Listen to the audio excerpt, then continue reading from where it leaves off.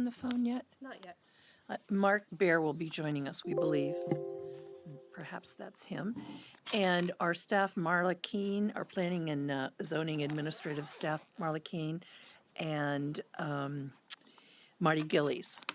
And so so you know, this meeting is being recorded, and thank you all for attending. It's a nice little case.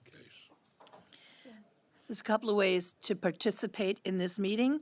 One is to participate. There's Mark. Hi, Mark. Welcome. I just introduced you. Okay. Yeah.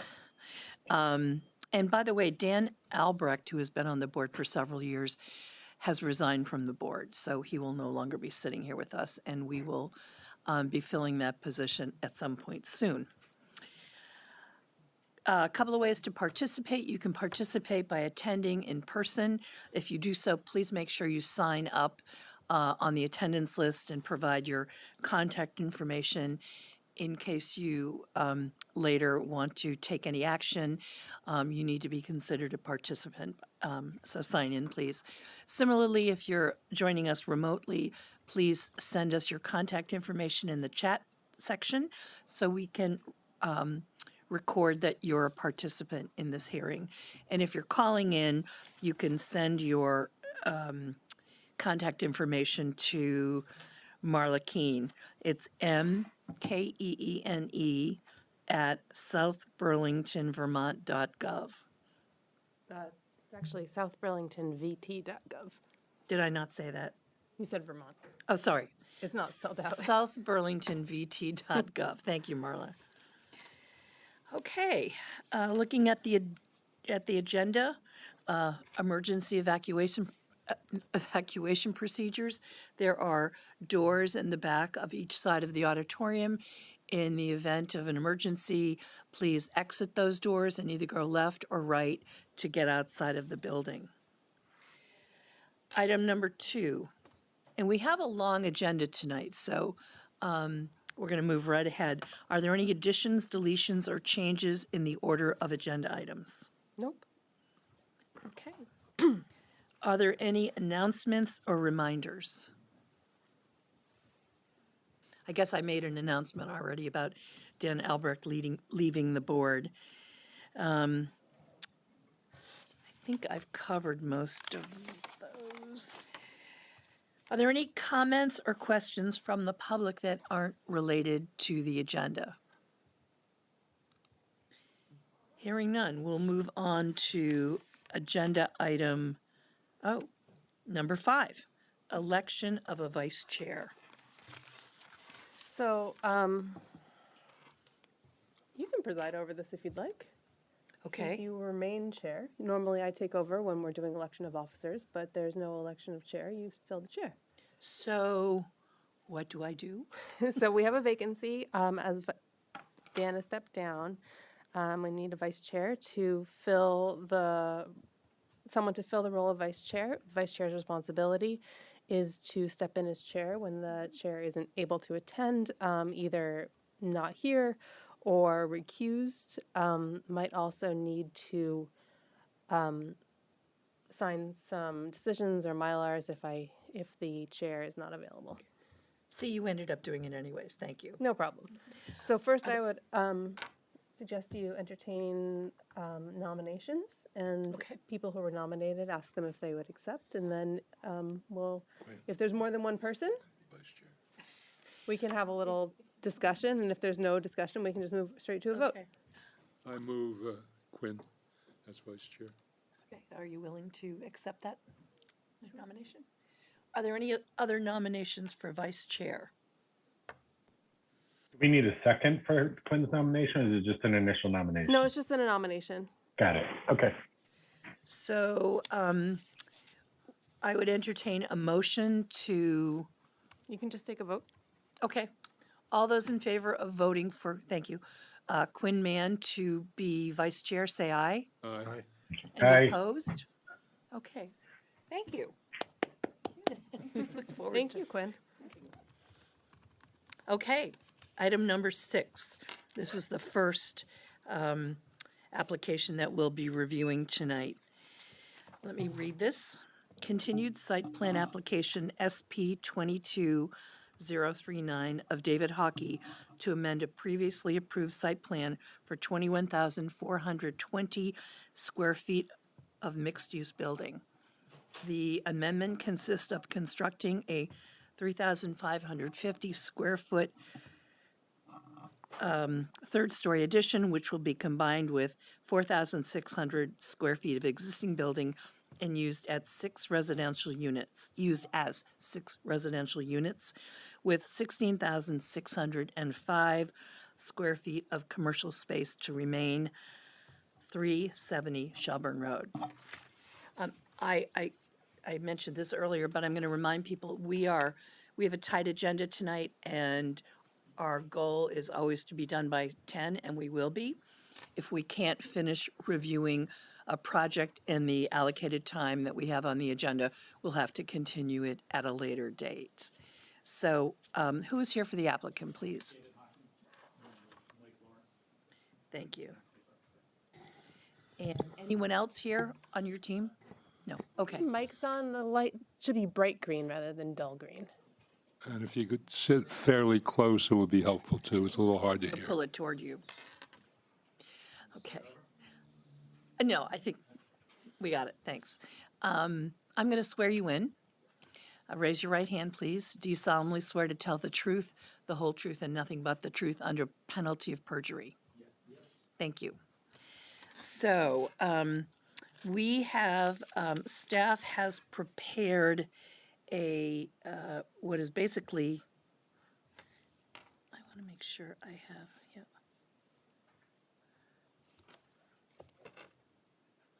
I seem to not have the right, That looks right. oh yes, okay. Staff has prepared what is essentially a draft decision for the board to ultimately vote on. And I think it would make sense to go through the decision and focus on any questions that are outstanding. So I will. And are there any comments that you want to make before we do this? No, I just think, correct me if I'm wrong, that we're down to the review of the changes in the landscaping. Yes. Right. Yep, the board had some comments on the landscaping, specifically the landscaping west of the building. So Mike has prepared a revised landscape plan, which is on page, I want to say, towards the end of the packet. Sorry, I didn't zoom. Yeah. One more, I think. There you go.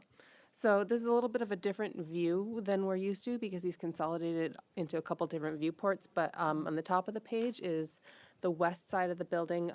North is to the left, and that's the building itself on the top of the page. Then the viewport below that is sort of between the building and Shelburne Road, Shelburne Street. And then the right-hand side is the north side of the building. Previously, the board had said there's not enough landscaping up against the building. And Mike had talked about not wanting to put, overplant that because it was having some trouble with success being in the shade and being up against salt and drip edge and that sort of thing. So this is what they've come up with. Okay. Are there any comments or questions from the board? I think this is exactly what we had asked for at the last meeting. We just needed to see it in hard copy. Sure. Okay, thanks, Mark. Any other comments? Okay, then we can probably move to closing the hearing. I would entertain a motion. Oh, I'm sorry. Are there any members of the public who would like to comment? Hearing none, I would entertain a motion to close the hearing of SP 22039 at 370 Shelburne Road. So moved. Thank you. Second, Thanks, Mark. Okay, all in favor of closing SP 22039, say aye. Aye. Aye. aye. Any opposed? Chair votes aye. Okay, thank you very much. You will hear from us regarding a decision. Thank you. Okay.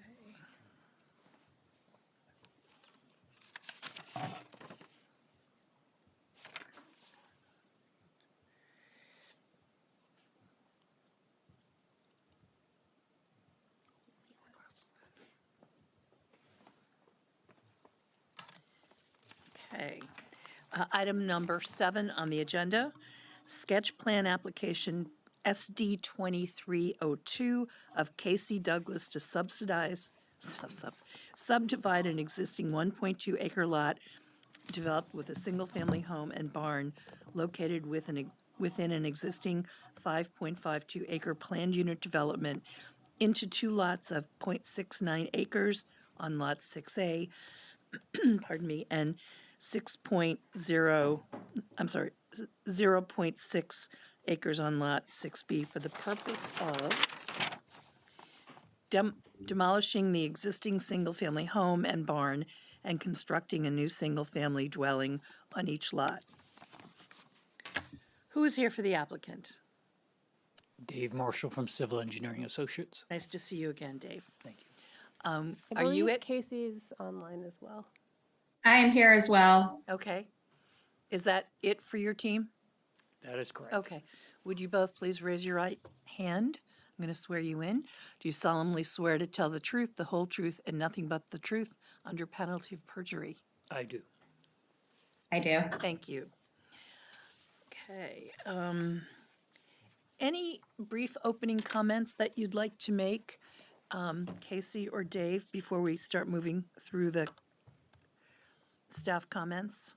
Oh, I think the staff report did a nice job summarizing the past history and the proposal before the board.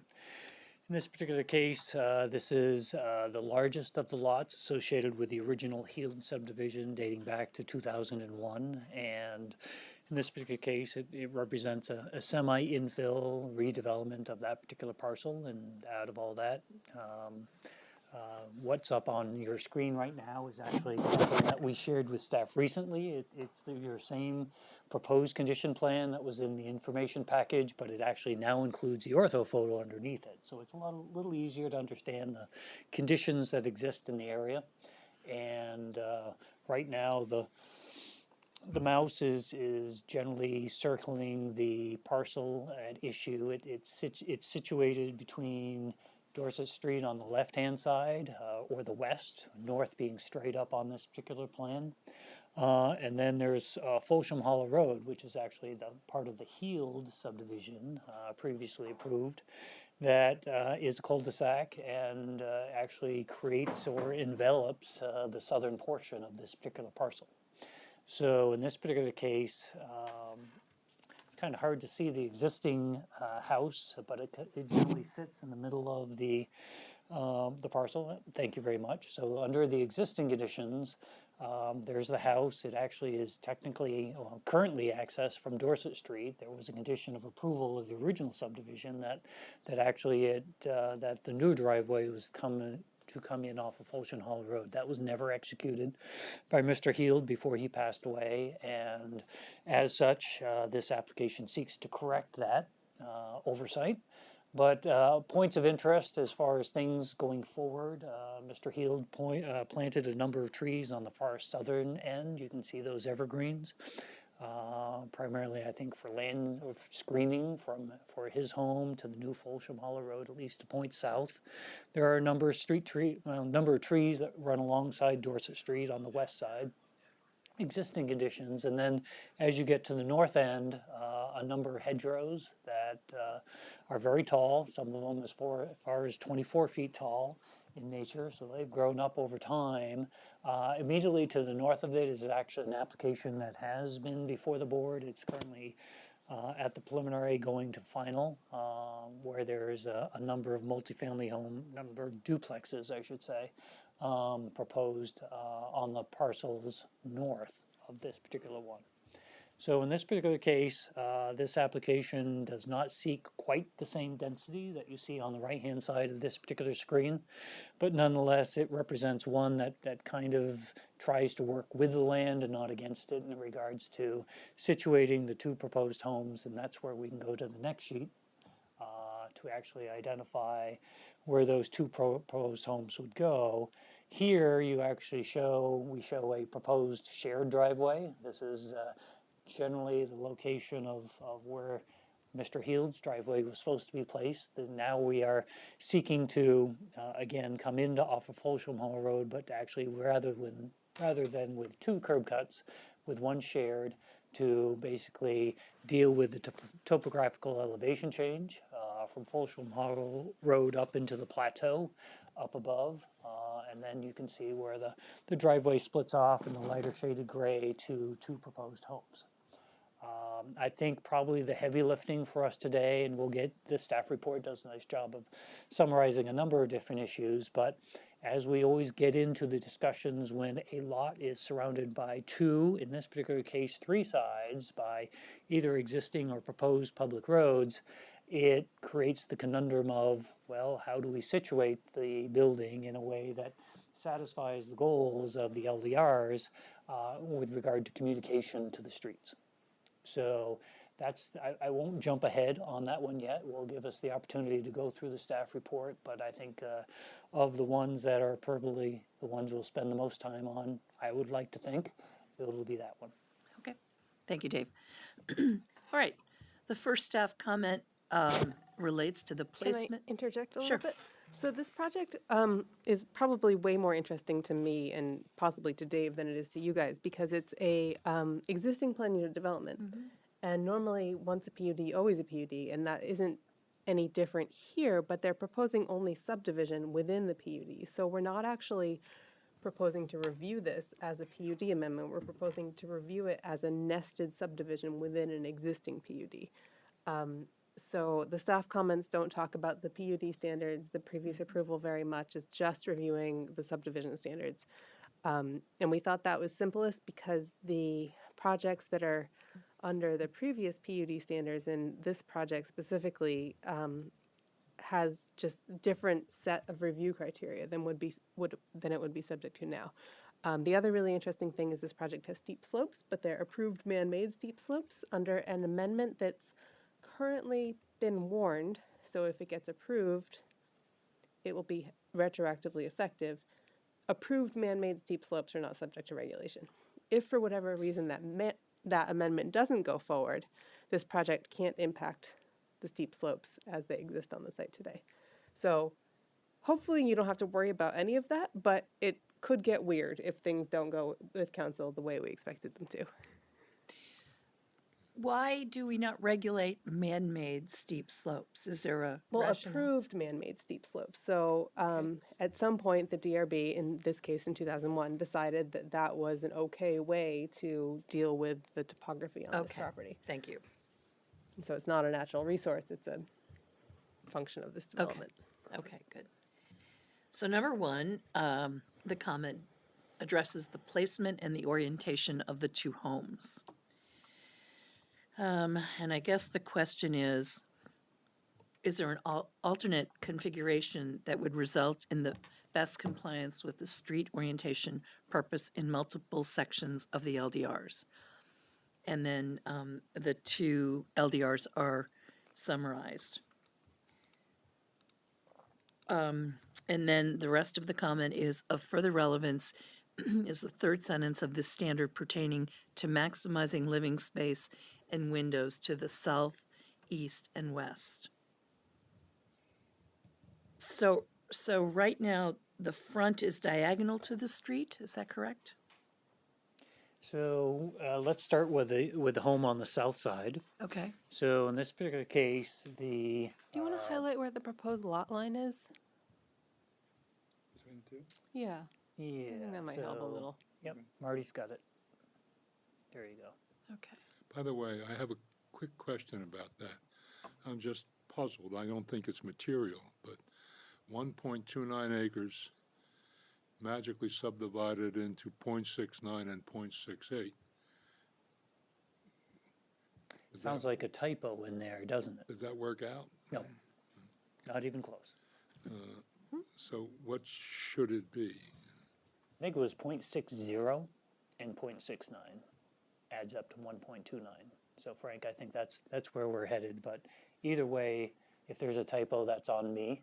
So we'll Okay. fix that going forward. It doesn't raise any kind of minimum lot size issue or anything like that. No, this project is going to have to use a TDR to get the density that they want. And they understand that they have to demonstrate where that TDR is coming from before they can get their final approval.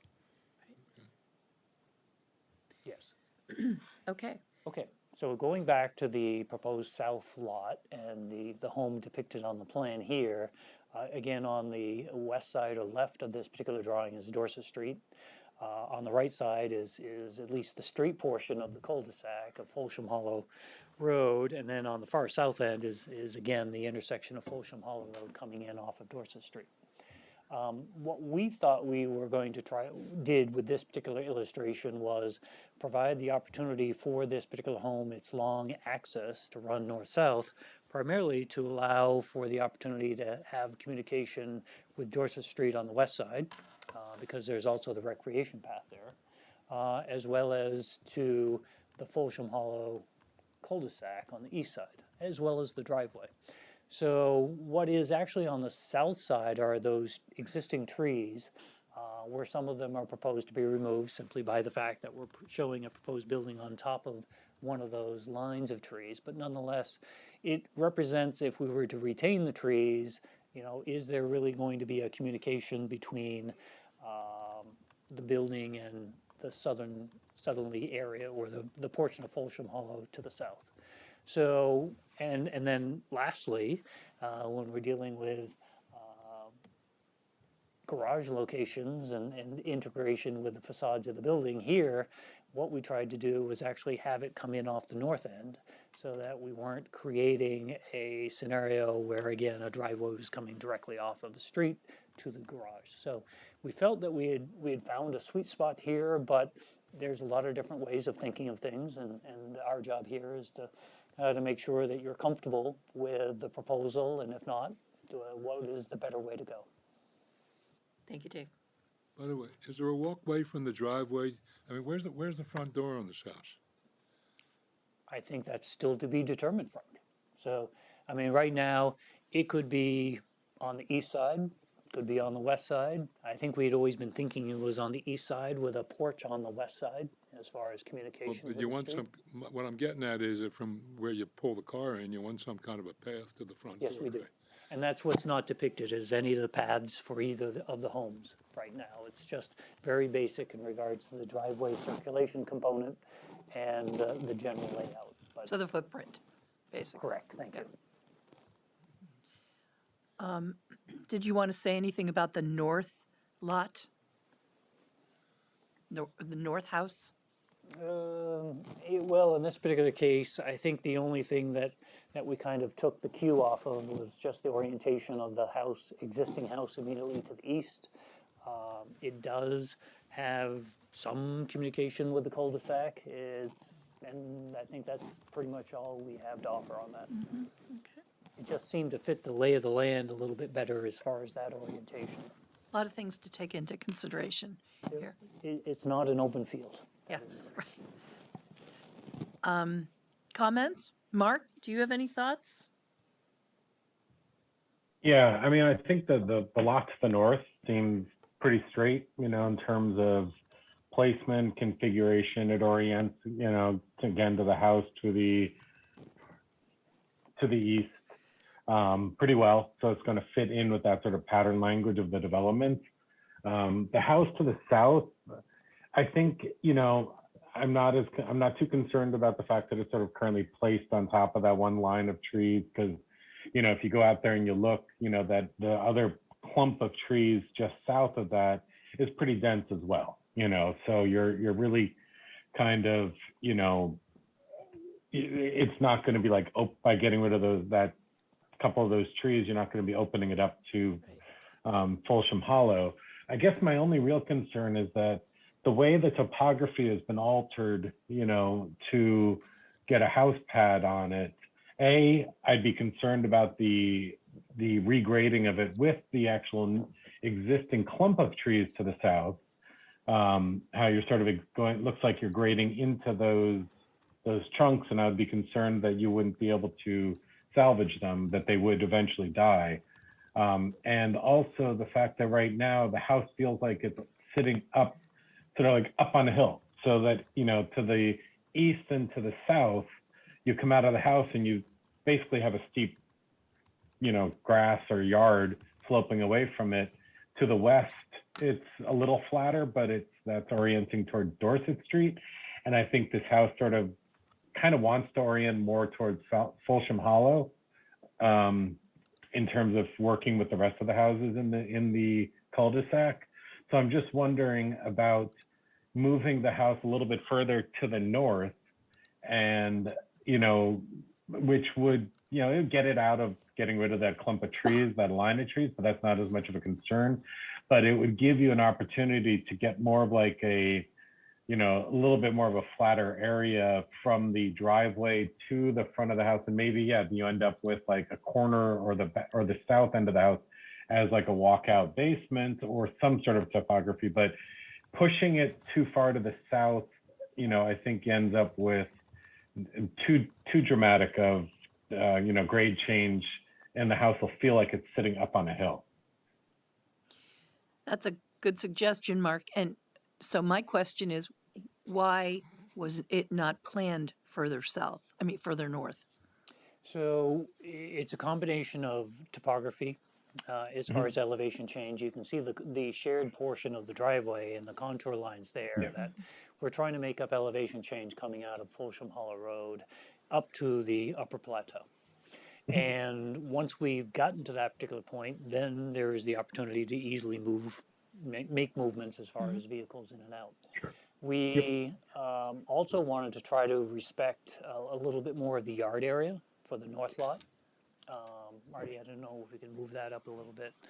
So it just started to get pinched off a little bit there with the features. So those were just the thoughts in regards to that. I think there's always a lot of different ways to skin the cat as far as you know, the goals. And I think Mark's brought forward a number of valuable ones in regards to the grading and how we can try to work with the land better.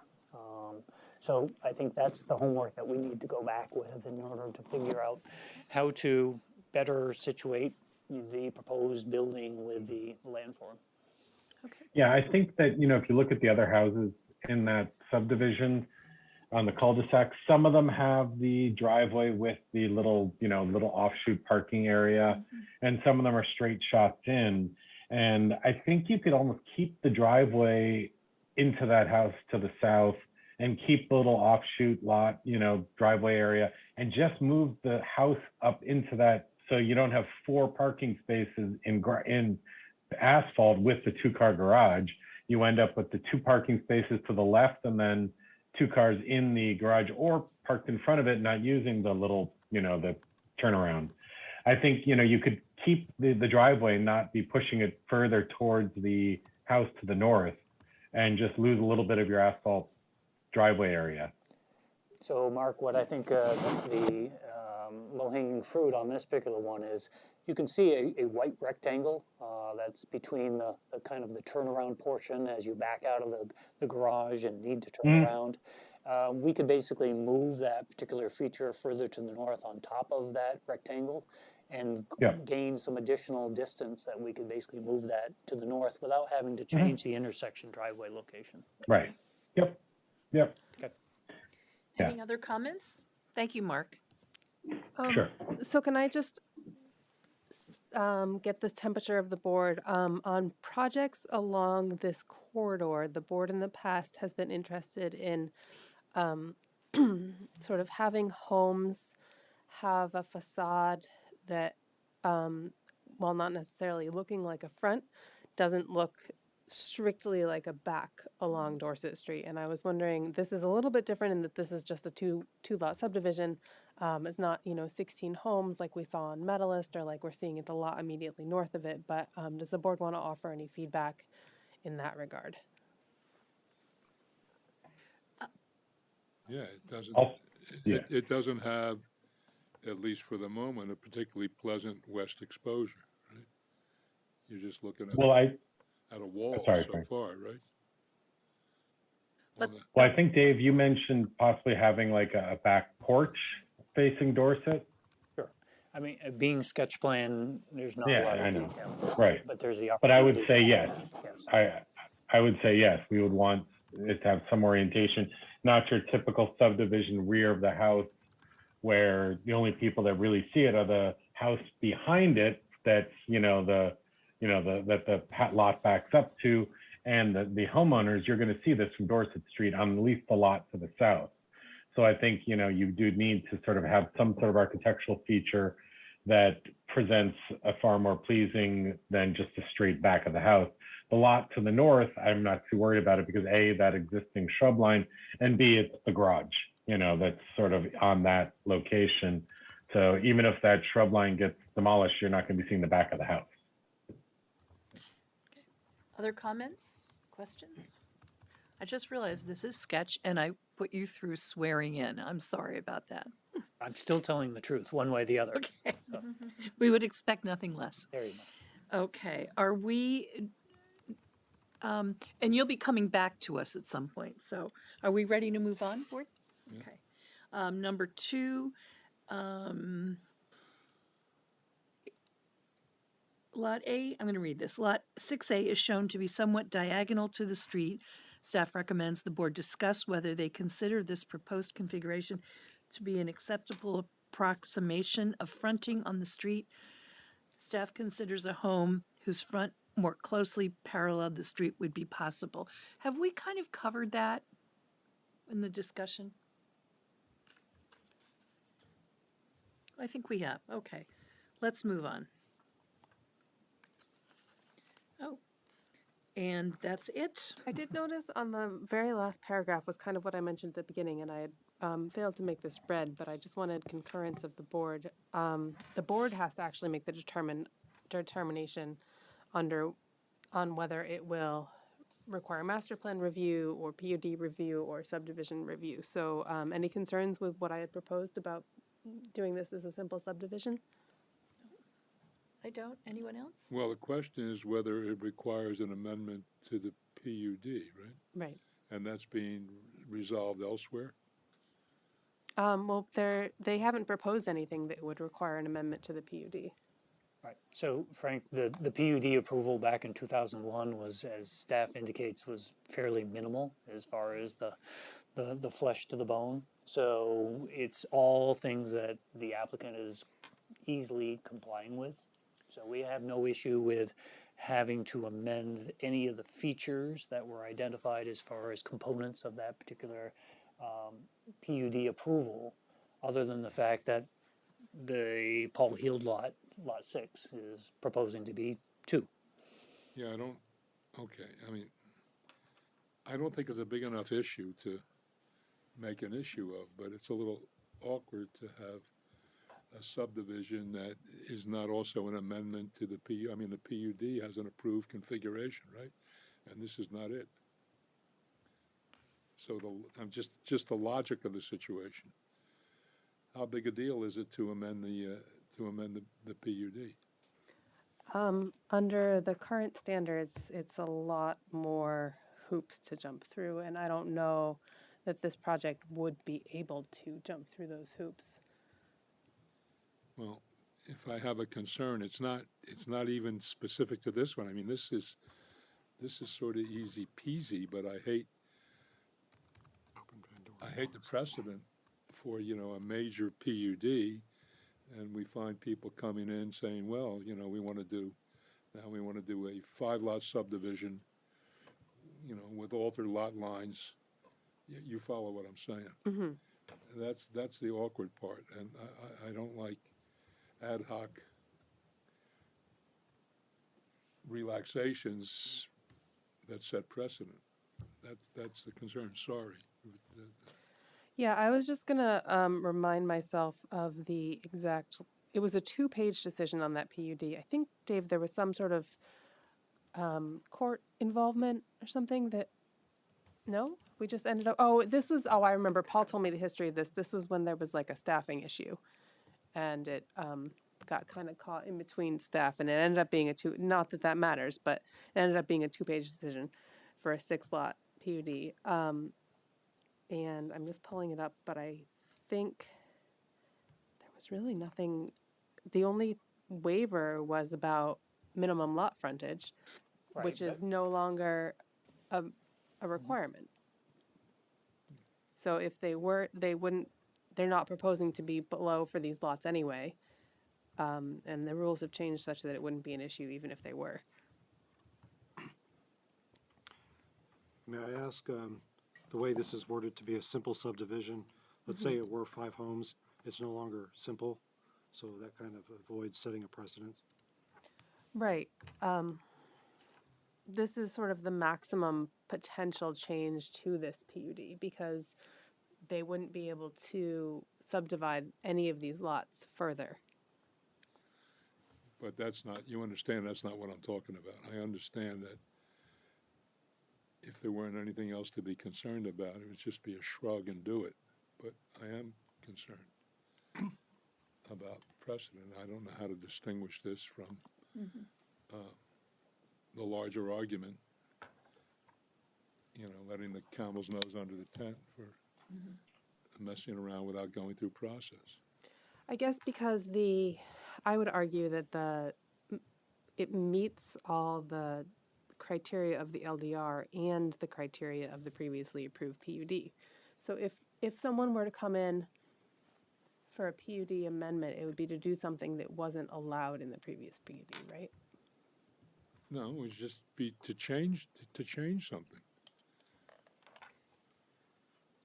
For example, if we're changing the lot lines within a, You know, so So where do we go with this? Do other people have opinions?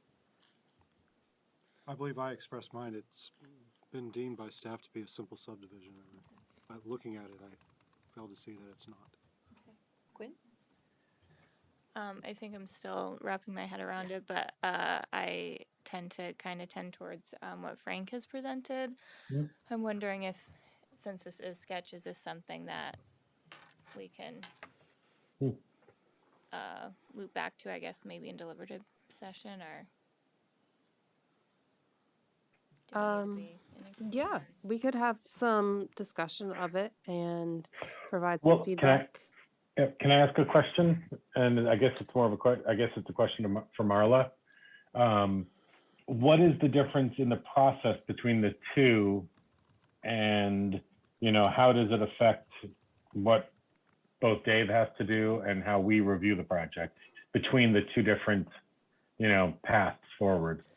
It's a pretty significantly different set of review criteria for PUDs Okay. versus subdivisions now, though, Okay. you know, a year ago it wasn't. Okay. Does the project, other than the more extensive review, meet the standards for either path forward? I am just checking. I do not believe it would. I do not believe it could meet the PUD standards as they exist today. And the reason for that is there are now 3 PUD types. The general PUD, which is most similar to what used to exist, is not allowed in this zoning district. Though actually it says, except as described in 15C07, so let me check that quickly. For minor amendments to existing PUDs, an amendment, it could be general. An amendment shall be considered minor if it does not significantly alter the overall intent or scale of the PUD or the relationship of the approved PUDs to its surroundings. or the relationship of what? Of the approved PUDs to its surroundings. So I guess this could be a minor amendment, and then it would look a lot like the old PUD standards. I'd be easier, I would roll over for that one. Yeah. quicker than, And I would acquiesce to the more strict standard for that one also.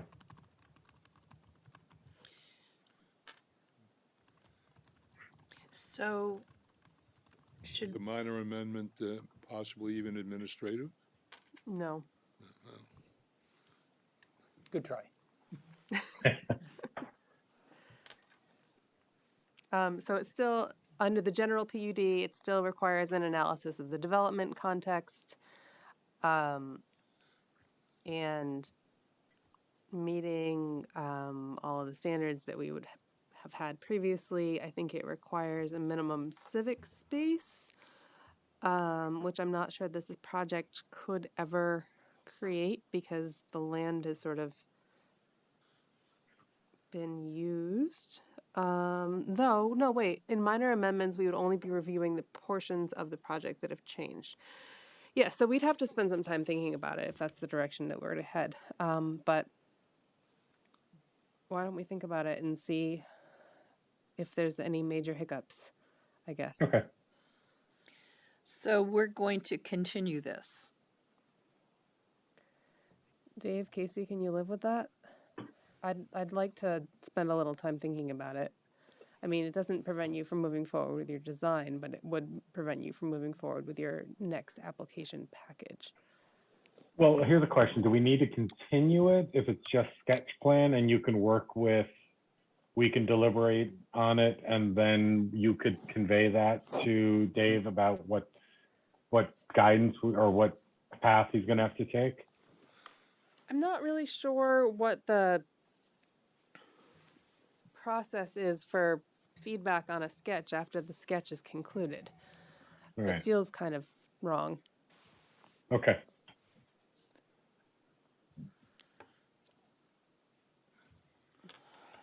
Then I think continue it, even if it's just to the meeting in the future where we just let them know what we discussed, I guess. Well, if we're, I'm not sure what you're saying, Marla. I mean, if we're at sketch stage, I would want to do more analysis to make sure that there aren't going to be any major problems. And if there are major problems, see if we can find a way to consider this as a subdivision. So it sounds like we need to but continue. I'm kind of leaning toward the minor amendment. Right. And which I is- just want to look at that even covers closely. our behinds, you know, kind of for the future. Right? So, based on that, I would entertain a motion to continue the hearing to a later To what date? And what would be the date, Marla? Just a second. What do you think? Should we do it just the next meeting? Oh, you won't be here. You won't be here. I'm concerned about, well, it's really only going to take us a couple hours to work through this, right? Like a staff time? Yeah. Okay.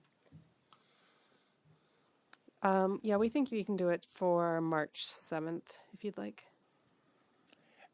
I think that's probably the best balance that we can have. We want to make sure that the board's comfortable. We want to make sure we know what the rules are, and as they have changed a lot, you know, we're all learning as far as what the LDRs now ask us to do, and that being the background, we feel that the project has been designed in a practical way, and the next question is how do the LDRs as they're newly written, where they envision an undeveloped property and basically laying down the law, how does that really apply to this particular type of situation? So that's the dynamic that we're all trying to work within, and staff has been great as far as trying to provide us guidance on how to best move through the process. And at this point in time, we also know that there is the steep slope component that's set before the city council that ultimately is going to be heard March 20th. So we can still be working on a number of things in the meantime. So let's proceed with a continuance to the next available hearing, the first available, your next hearing meeting, I should say, and out of all that, hopefully we'll be able to quickly come to a conclusion as far as what makes the most sense for this project within the LDRs. Okay, so do I have a motion to continue sketch plan SD 2302 to March 7th? So move. I'll second. Thank you. All in favor? Any discussion before we take a vote? All in favor of the motion, say aye. Aye. Aye. Aye. Opposed? Okay. Very We'll good. see you back here in Thank a you for your couple of time. weeks. Okay. Agenda item number 8. master plan, sketch plan application SD 2304 of John Larkin, Inc. to establish a master plan for an approximately 39-acre existing PUD consisting of 270 residential units in 8 multifamily buildings, $20,000 square foot movie theater, a 22,500 square foot restaurant and medical office building, and a 3,500 square foot restaurant with drive-through. The master plan includes 6 phases and consists of adding 28,660 square feet of commercial space, a 93-room hotel, and 183 homes in 3 mixed-use buildings, 111 homes in 2 multifamily buildings, and 6 homes in 2 family buildings, and open space for passive recreation at 1185 and 1195 Shelburne Road. Who is here for the applicant, please? Jeff Hodson, Wagner Hodson Landscape Architecture. Skip McClellan for Krebs and Lansing. Thank you. Let's see. This is a sketch plan, so I don't need to swear you in. We do hope you'll tell the truth, but, and Marty is the staff person who is, who did this analysis. So, before we move ahead with any of the staff comments, I wonder if you could just give us a brief overview of the property and what's going where. Yep. Well, this is a project or a master plan that we started developing pre-COVID, and the first building was constructed and finished in 2019 at 1185 Shelburne Road. Is that where And- Blissby is? Yes. Yes, okay. Yep, right there on the corner. And I think, COVID kind of put a big pause on the planning process for the applicant. And I think during COVID, realized they wanted to make some tweaks to it. And so really pretty minor tweaks and defining the phasing a little bit more clearly. So there is, on the western part of the PUD, there is a big apartment complex. And then there is also the Palace 9 movie theater right there. And that's existing, is the apartment complex existing? yes, Okay. yep. And then the recently built apartment mixed-use building. And then, the rest is kind of infill and trying to kind of organize it in a compact and walkable manner. Okay, thanks. Do you want to introduce sort of the natural resources constraints on the property? Pardon me? Natural resources constraints.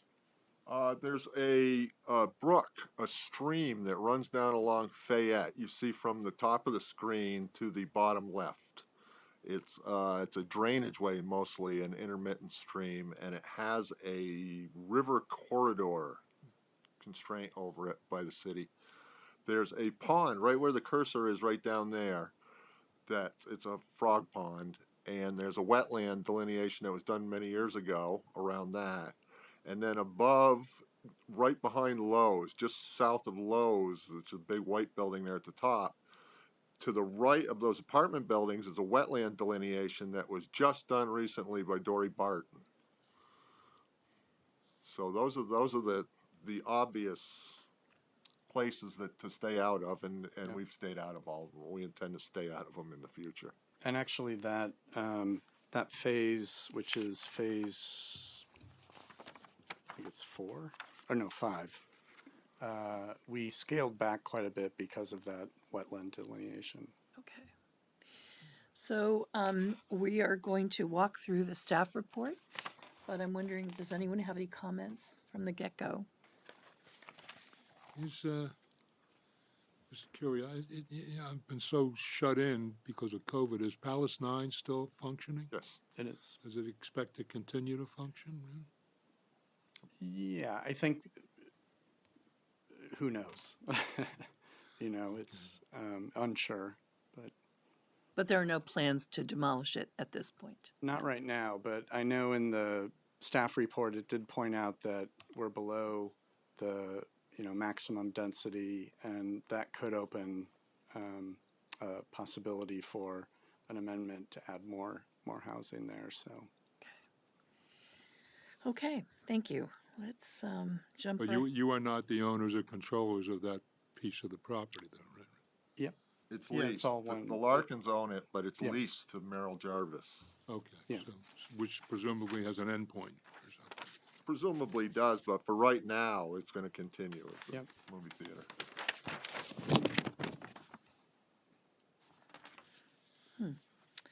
I can't seem to find my comments. Okay, number one, staff considers that the board may require a detailed explanation in order to make a determination on whether to grant this request. And the request is a front setback waiver to allow Phase 2 to be constructed with the same relationship to Shelburne Road as the adjacent Phase 1. Phase 1 is the Blissby building? Yes. I know it's not called that, but, yeah. okay, thanks. Yeah. Yeah, I think, you know, it was kind of our intention to have that building have a similar relationship to Shelburne Road. For the building to the south. Yes. It's proposed to be a hotel. Okay, right. So, board, do we need more information in order to make a determination as to whether to grant this request? What kind of hotel? It's a residence inn. Ah, But the entrance is around back from the courtyard, right, presumably? Right? Yes. It's actually kind of facing Blissby. Right, it would be on the north side. It's underneath that note that would be the Yeah. main entrance to the hotel.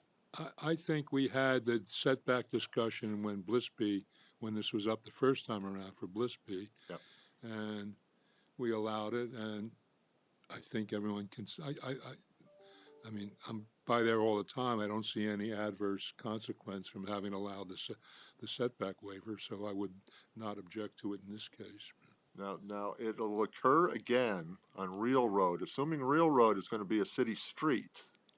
That same setback situation is gonna occur there.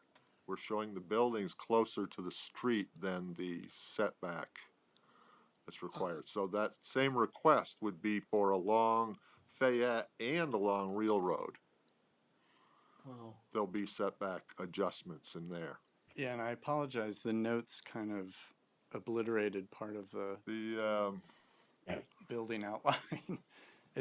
It's transparent a little bit when you zoom in, but So all four buildings, the three additional buildings will all have similar relationships to the public streets that the Blissby building does. precisely. that's what we were Okay. looking for. Yep, I don't have an issue with that. Okay. Anyone else? Comment number 2, this is in regard to the waiver, this is a waiver request regarding the landscaping. Can I back up a minute? I'm burdened with some history here and thus subject to a little confusion. That land of Fayette, can we look at Fayette a minute? Better, yeah. Should I go to the? The Crimson gonna be- Lansing drawing might be a little bit clearer. It doesn't have those notes over the top of it. All right, so that's the SK one building. point zero one, Marla? I don't know what page it is on your, Yep, it's loading. yeah. It's loading, sorry. Wait a minute. We were doing okay with the last one. I sort of was looking at what I wanted to see, which was Sorry. the proposed building. I can go back. Can we? Yeah.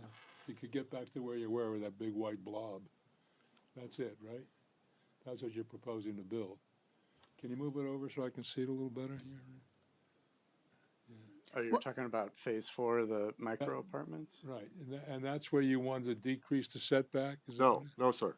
Below that, south of that, right in there, right where that note is. Move the up just a little bit, Marla. Yeah, so the street in front of the theater is Real Road, and It's being Okay, extended. but not in front of the, of the new residential building. The phase, what you're calling phase 4 there, right? That probably, Phase 4 is what we call the micro. Yeah, that's But a that tiny was- That little, was previously approved thing. That's not what we're talking about here. Real road is the vertical road that you Yeah. can see. It's colored gray, yeah, I got labeled that. Collector Street. That street will be a city street someday. So there'll be setbacks from the right and the left of that street. So we're just And you request- you want them as narrow as the setbacks for. exactly. And there'll be a building underneath that note right there that says Phase 3 along Fayette Road. So there'll be a setback from Fayette Road also. yeah. Now, we're not sure we need waivers on all of these, but we're just making everybody aware that there may be, waiver requests similar to the one that's on Shelburne Road. So just for everybody's awareness, when Skip said that these micro apartments were previously approved, that approval has long since It lapsed, expired. yes. Yeah, so that's completely on the table again. Yeah. Here's the reason I'm easy on the Shelburne Road one and maybe raising a question about the interior ones. It's evident to me from observation that the narrower walkways on Shelburne Road are harmless because no one uses them anyway. Yeah. You know, if we're talking about, I mean, that's a slight exaggeration, but you know what I mean. On the interior streets, a promenade may sound a little exalted, but perhaps we're a little more concerned about making them pedestrian friendly, making it a nice place to walk around. There'll be pedestrian paths on both sides of Real Road. On the left-hand side, you see that orange dashed line that Jeff put on there is a recreation path, a 10-foot or 12-foot recreation path. On the right-hand side will be a concrete sidewalk. So none of that will be changed. The street itself won't be affected by the setback discussion. Yeah, and the buildings are not as big as the white box that the note is on. Right. We should have done a version without the notes. Do we need to rule on that now as part of this? Sketch plan. Yeah, it's good, I believe so. No? No, just provide feedback in terms of where you're thinking, where your head's at, so that they can make an informed decision when they go to propose their master plan, finally. Yeah, I'd like to reserve my views on that. Okay. Understood, yeah. So I've traced the property line. Okay, yeah, there you go. Yep. So the building wouldn't be anywhere near that. It would still be 5, 6, 8, 10, 12, whatever feet off of that line. Yeah. So there'll still be a sidewalk and there'll still be a landscape strip between the sidewalk and the building. There may be a sidewalk into the building, an entrance along there. But, these are big buildings, they should be generous sidewalks. Right, they are. It's 10 feet on one side and 5 feet on the other. 5 feet ain't much. That's your standard sidewalk. We can make it 6 if you'd like. Sorry for being just a little confused. There's a line there that we're saying is, the property line, you're saying there's a building, but I see like a drive area. Are you gonna be building over the drive area? Nope, that's an auto court for that building.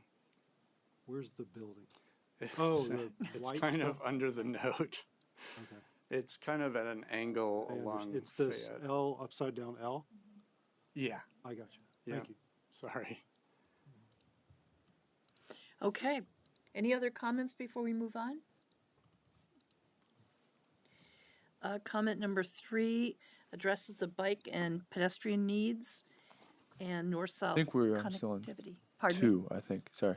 I think we're still on comment Oh, 2. yeah, Are we still on 2? the, We're just The finished 1 and now on to 2. Okay, Yeah. sorry. Thank you, No, you're all right. Marty. This is the request for a waiver for the landscaping. What are thoughts about that? yeah, I know when we did 1185, we ended up having to use a lot of the plant material down in the area we're now calling a neighborhood park because there just wasn't enough area to put plant material. And so we were hoping that there would be some flexibility. I don't know that we could fit all of the required landscape and plant material in the PUD. If we're not allowed to maybe use it on other things, maybe the playground or something that, one of the amenity spaces, so. Well, I think we have provision, I'm not sure exactly where. And that's sort of, it would have to be specific before we decide whether we would allow it, I guess. Yeah, these. So it's an open issue, is that right, Marla? On a case-by-case basis? Yeah, I believe that's the case. I think it's if the board feels that the site is adequately landscaped already, then they can. But don't we have features that we have specifically allowed as substitutes for for biological landscape? Hardscape kind of thing. Right. Yeah. There's a couple examples provided in the LDRs, but I don't think it's like an exhaustive list. It's just So it's suggestions. not foreclosed, I think that's the best we can say today. Okay. Yeah, I would say we've done hardscape before. The one that you listed that I'm not sure we've done before is like playground equipment and such. I don't know if we've seen Yeah, that. So I that mean, one I- would raise, but yeah, we Okay. would have to entertain it. But that's the one that's sticking out to me as probably not. Okay, can we move on? Do we have enough information, board, to? Marty, are you good? Yeah, the only thing is, I think in the landscaping budget, you guys talked about a pedestrian footbridge potentially, and we'll probably discuss that later in the staff comments. But if the board were to require the pedestrian footbridge in the name of connectivity or something like that as a requirement, I'm wondering, at that point, maybe landscaping budget doesn't go to cover that because it's no longer landscaping; it's required as a connectivity feature and not as a aesthetic feature. So that's just something to keep in mind. Okay, Yeah. thanks, Marty. I was actually going to ask about that. Is there a sense of where this bridge goes already? We're not proposing a bridge at this point. Yeah. We don't have that in the sketch plan. It's not part of this sketch plan. Okay, So the answer is no. We don't have any proposal for that. thank you. It's been talked about in the past, but it would be a pretty involved state permitting thing to do it. It was really to connect the large existing apartment complex to this neighborhood park and the rest of the development. But Jeff, So- could I ask you to pull your mic closer, please? It's Sorry. getting harder and harder to hear you. yeah, okay. Thanks. Okay, go ahead, Frank. And you got the bright green, not the light green on the mic. Yes. Push the right Oh button. yeah, yeah, it's on. Okay, good. Let's move on to number 3. This is addressing bike and pedestrian needs and north-south connectivity. Staff recommends the board ask the applicant to discuss what they consider may address pedestrian and cyclist needs in this PUD and how the applicant may address north-south connectivity. Yeah, if you go back to the color plan, there is a rec path on the west side of Real Road that we're proposing. That's why I added the dashed orange line. And I know there's another comment about trying to connect phases 4 and 5 more to this to the core area. And so, we could see extending that rec path down Fayette Road, either as, striped lanes in the road, because Fayette is quite wide up near Shelburne Road. It gets narrower when it gets near Home Depot. Or it could be, an expansion of what's now a sidewalk into a rec path on the west side. Did you mean Lowe's? Yeah, I'm sorry. What did I say? Home Depot. Oh, Lowe's, sorry. Okay. So, we're totally open to that idea. Can I just suggest something? And this is sketch. That exit into the other part, I think there's a McDonald's over there or something, right? Yep. Yeah. Those two streets, those two exits with that curve that comes around, I've noticed it's extremely dangerous. People don't often anticipate the traffic coming from, Fayette Road. Yeah. And there's no mirrors, there's no safety feet, there's no way to really see what's coming. So I don't know what the recommendation would be, but if we're gonna, if we're gonna put a lot more traffic in there, we should really consider the safety issues that presents even today. That's not a bad idea, you know, I mean. You're I'm talking going the home. intersection with, the one that goes Mirror into or something? McDonald's? Pardon? The one that goes into McDonald's you're talking about? Yeah, well, both sides, there's something, What, another thing that we were talking about before was a crossing across there, a pedestrian crossing across there that's come up before. So that we could work that in with it also, that would slow people down, some sort of a traffic calming device. Okay. Something like that, maybe that's where the crossing occurs. Okay, good. Good suggestion. finally, I did one. You done good. When I wonder about that being the optimal location. I'm not a traffic engineer, but I am a pedestrian. And I wonder, based on solely on what John just said, is that people can't really see too well all the way around this corner. Would the crossing be better when you can see both directions farther?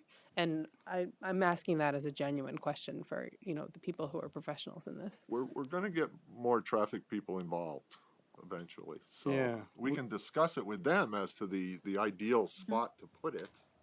But, again, we can try to make it serve two purposes. we did talk about it as part of the micro apartments, I think, across Fayette near the movie theater.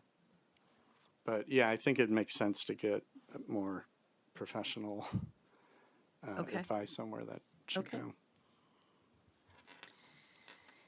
Is all that parking out there, by the way, for the micro apartments, is that what that big lot is for? It's McDonald's. Oh, pardon me? No, to the left of that. There's surface. Parking underneath that building. Yeah. there. Right. The big building is all parking underneath it. The existing building, the one with the Zen care garden. facility and Zen garden and so forth, that's all parking underneath it. Yeah, Yeah. right. Okay, let's move on to number 4.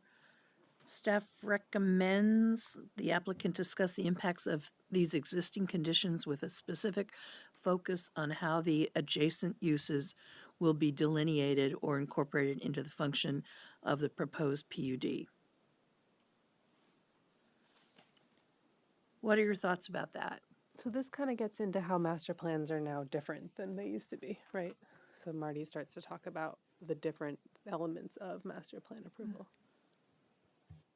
Yeah, so come master plan final, you'll have to do an existing conditions report, kind of laying out, the general area and how the PUD fits into that. And one thing that Marla and I noticed is just maybe this park almost invites you to walk down towards the railroad track into this private estate. And so, maybe that's a little bit of a design hiccup if you're inviting people to walk down towards or onto tracks. And also just in terms of, Well, there's a barrier, there's a vegetated barrier there, and there'll be a crossing barrier. okay, there. perfect. The And I think railroad- that's what we're looking to hear in the context It's report. not wide open, just walk across the track, there's a visible Sure. end. Yeah. to the whole thing, there really is. Yeah. Okay, board, are we ready to move on?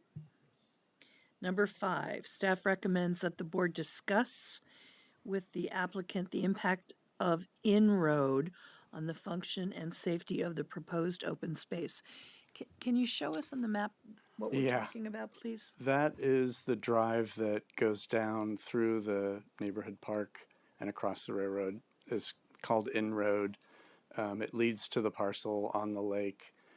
And we've been researching, I know there's an easement in the deed for that parcel. It's not clear to us.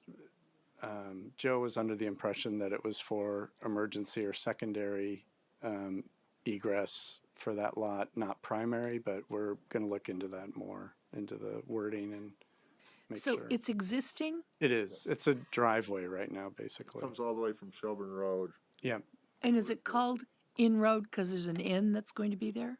Oh, there was. There's all kinds of different things. There's Yeah. a huge building mansion down there. But Yeah. presumably, I mean, it's a right-of-way that belongs to the owner of the private estate, yeah? Yes. Right, and he wants it maintained, so it's gonna be maintained for his access.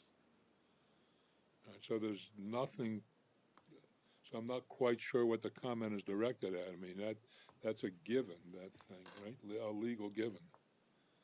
Right, so if there's the comment was more just asking you guys to reflect on if there's a maintained road running through the middle of your neighborhood park, is, how does that affect the function quality of that park amenity? If there's a road that, just for legal reasons, even if it never gets trafficked, you have to plow it, or it has to be a central feature of that space. So it's kind of maybe takes away from I guess the approach is more of it's a driveway. Yeah. Because there's not going to be a lot of development down there, and there's a lot of access points for that property there from Bartlett Bay Road and from the north and so forth. So this is not the only access point to that huge parcel. No, understood. But I don't think our concern was about the vehicle traffic, but just more about, most parks don't have no pedestrian, 12-foot, 15-foot wide asphalt space running through the middle. So Signage, maybe Yeah. something to tell people that there may be a car driving down through there occasionally. I think that it's, at the areas where we're proposing the most intensive use, it's all the way to the north, so it's not really dividing it at that point. It does swing to the south to go around the existing pond, but I think for most of the park, it won't be an issue. How long is it? Just roughly. Probably 800 feet. I mean, well, right now it goes all the way to Shelburne Road, so it's probably 1,600 feet. So to access it, you would go past the movie theater. So Right. you can see it right there. Right now, it doesn't connect to Real Road. It just goes out to Shelburne Road. And how do you, okay, all right. So in our proposal, Real Road will be extended to Yeah. the property to the south. And In Road will intersect with Okay. Real Road, and it won't come off Shelburne Road, it'll come off a Real Road. Okay. Still a driveway access or a secondary emergency access or, Is it paved? yes. Yep. I never Yeah. noticed Could I that. No, I rollerblade haven't on either. it or what? I It mean, used to, years ago on Shelburne Road, had two big stone pillars on Pillars. each side of Oh, it. right. And it was always had a gate across it, it was never ever open. Oh, right before sports style. Yeah, Yeah, Okay. yeah, exactly. That Those was- pillars are still there, I think. one well, of them. Well, yeah, we moved them down there. Actually, the owners, Farrell wanted us to move them down there. They're on the other end now, right against the railroad tracks, so that, Oh, again, a barrier to the railroad tracks. We picked them up and physically moved them down there. okay. Interesting. Okay, good. Thank you. does the owner have an issue with people in the park using the road for recreational purposes?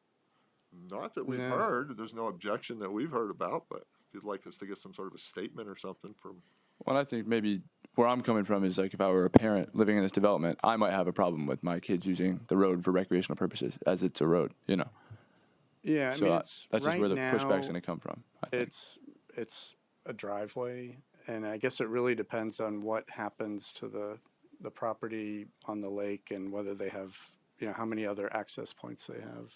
right, but we'll have it defined as what it is when we come in with our real proposal. Yeah. We'll know more about what's gonna happen in that property to the west. And so when Real Road gets connected to it, is it going to be a possibility for folks to use Real Road and then In Road to get onto Shelburne Road? I'm just No, wondering if No, there won't there's be a- any okay. connection. The only connection between Real Road, which goes all the way to the south, is Yeah. something we've labeled Slip Road on some of the other, because we had to name it Yeah, something. yeah. Because we got a permit from the AOT to connect up to Shelburne Road right there. Right. Okay. So that's a private road right there. That would Oh, I be a see, yep. connection to Shelburne Road, but it would not be a regular connection because it's a one-way out Yeah. only, Yeah. period. Yep. Yeah. I mean, I would just echo the points that staff have made of, given that this is sketch master plan, think about how that road interacts with this space and how that just works, whether you guys mentioned signage. I don't know what the creative solutions are, but I would just emphasize looking into that. Oh, so Slip Road would not be an ingress point? No. Not at all. Interesting. Only Fayette is the only, Yeah. and the other end of Fayette, both ends of Fayette. You're going to find us all out there tomorrow driving around trying to figure this Maybe not tomorrow, I just got notified. That's right. Yeah. It's gonna be kinda snowy out there Yeah. tomorrow. I Okay. mean, that Cross-country skiing on right that away road is with that. fascinating to me. I was never conscious of No, all these nor years. was I. Okay, let's, So if I can just muddy the waters even more, the folks who own the Farrell estate, which is the property on the other side of railroad tracks, which is Eric Farrell and family, are 3 to 6 months behind this project in terms of developing their own master master plan for, plan. What they're The going to do with the lakefront. parcel of land over here. So that I think that they are ready to have this conversation because they're, lagging you, but not by a ton. Yeah. and what plot are they going to be developing? The land. Let me switch back to. It's the land's over here. I can't see. Whoa. All the way to the left. It goes from the railroad I think from tracks the all railroad the way tracks to on the the lake. left side's a big parcel. Oh, sure. That's the one where we had major discussions about the drainage and rerouting of the. Yes, I do. Yep. Yep. Okay. Yeah. And development Oh, what could a mean shame. anything. Jesus. Well, don't get too worked up. It might not be what you think. This land is pretty encumbered by resources, so the development I think will be relatively modest. Okay. But they haven't brought anything to us yet, right? So No, it's just, I just mentioned it because it's anything could change obviously, but I mentioned it because I think it's the right time to have the conversation with them. Okay, Yep. good. Wow, okay. That's a Number great s- shot. Number 6. This is the integration of phases 4 and 5 and a question of interconnectivity. Yeah, so I think that we were hoping to deal with the recreation path. Pull the mic in, please. We need to hear you. I was thinking that the recreation path was addressing that concern because 4 and 5 are the micro apartments and the townhouses that are more down Fayette Road. So do we feel like that's been addressed, board? feel like it will be addressed is the idea, right? Okay.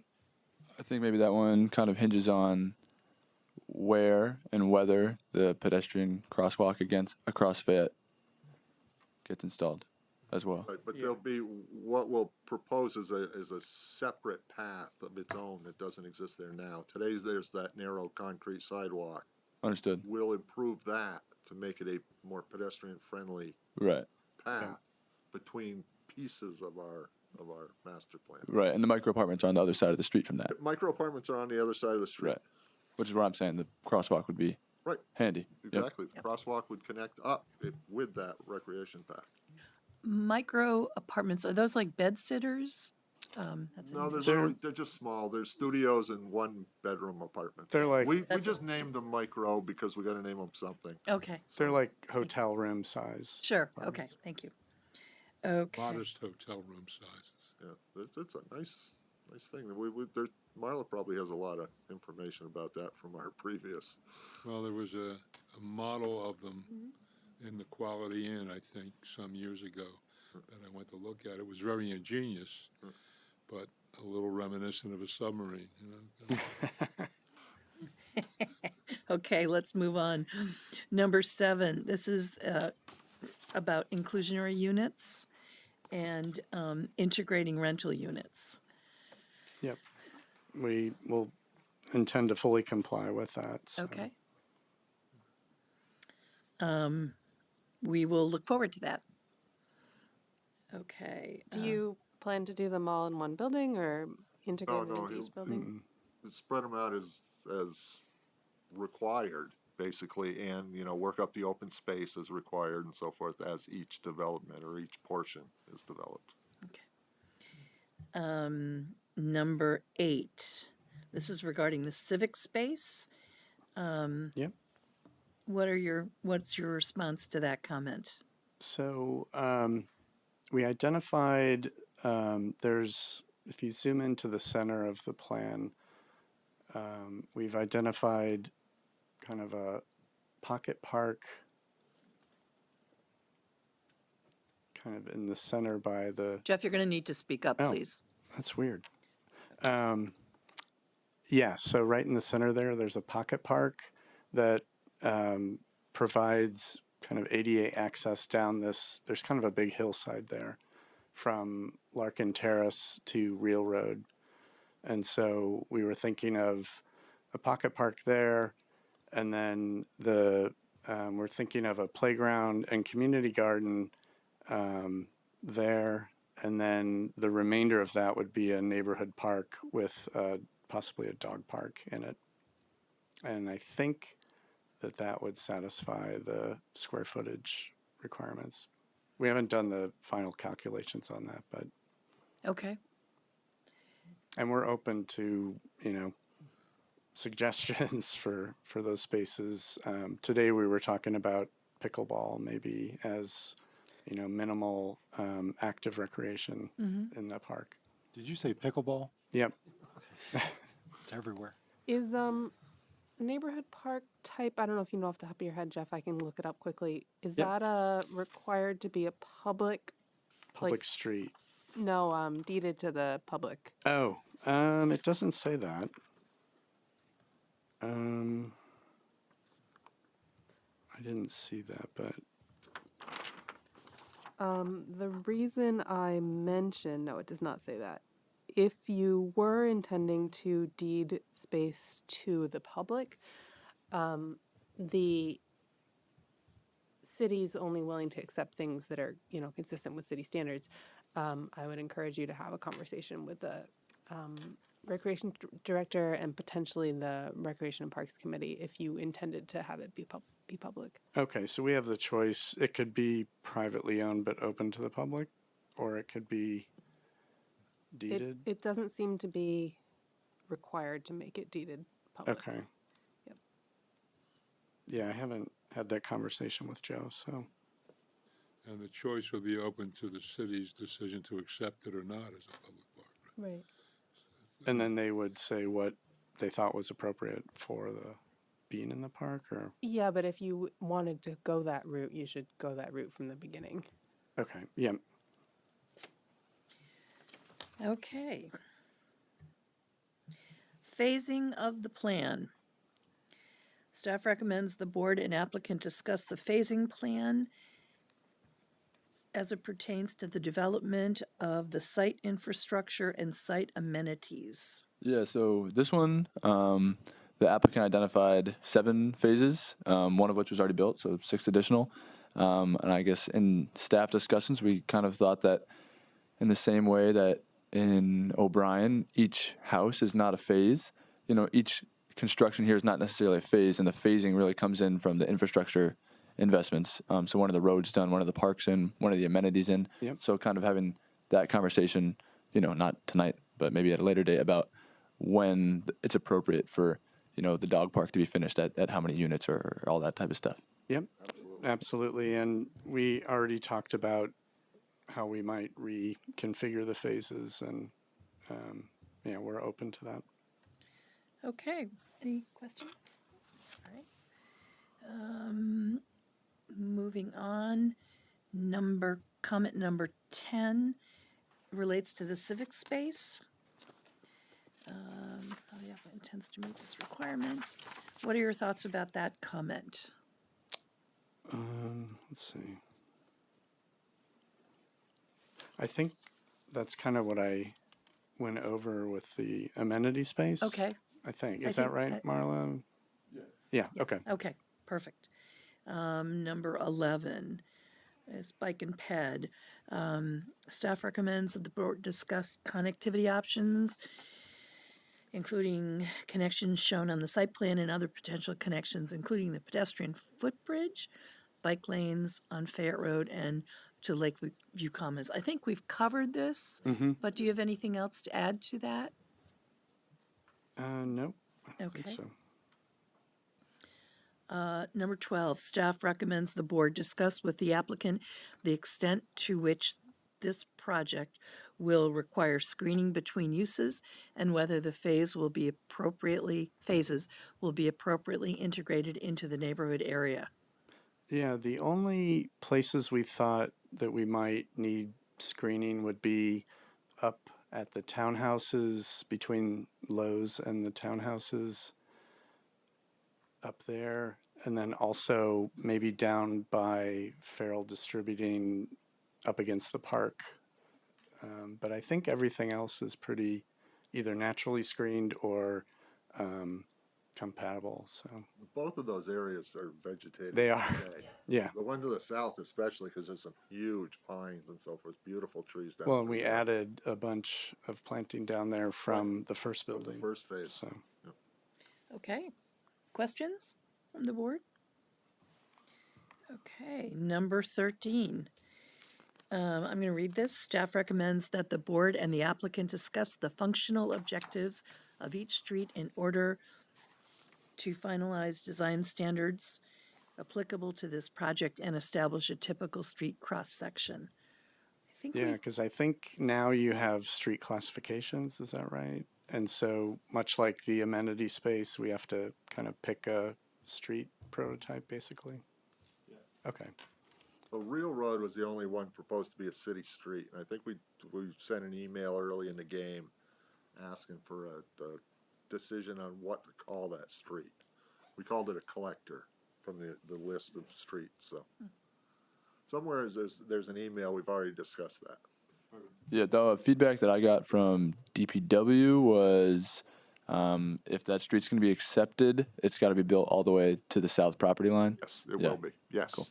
And a little history, I was part of the original subdivision of this property in the 80s, and that street was always, the front of the movie theater was always anticipated to be a city street, and so it's been built to city standards with all the base, the under drains, the whole thing. It's built to be a city street right now, and we'll continue it that way. good. So collector's not a type. Yeah, if you Well, I'll look- go back and review the emails, but that might have been before they. yeah, that might have been put one of the the- previous yeah. early designations for streets. But I had gone back through the regs and picked out a street, and I'd sent off an email. So I'll dredge that back up and get it to Marty and make sure that we're talking about the same thing. Yeah, I think the new classifications are different Yes, they are, and and more about sidewalks and Right. So I guess what I think Marty was getting at with his comment is there any feedback the board wants to provide about, should this be a pedestrian street? It sounds like Frank was envisioning it as a pedestrian street. Should it be parking on both sides? Should it be, well, and it doing has the- the rec path on one side too. So Any questions, board?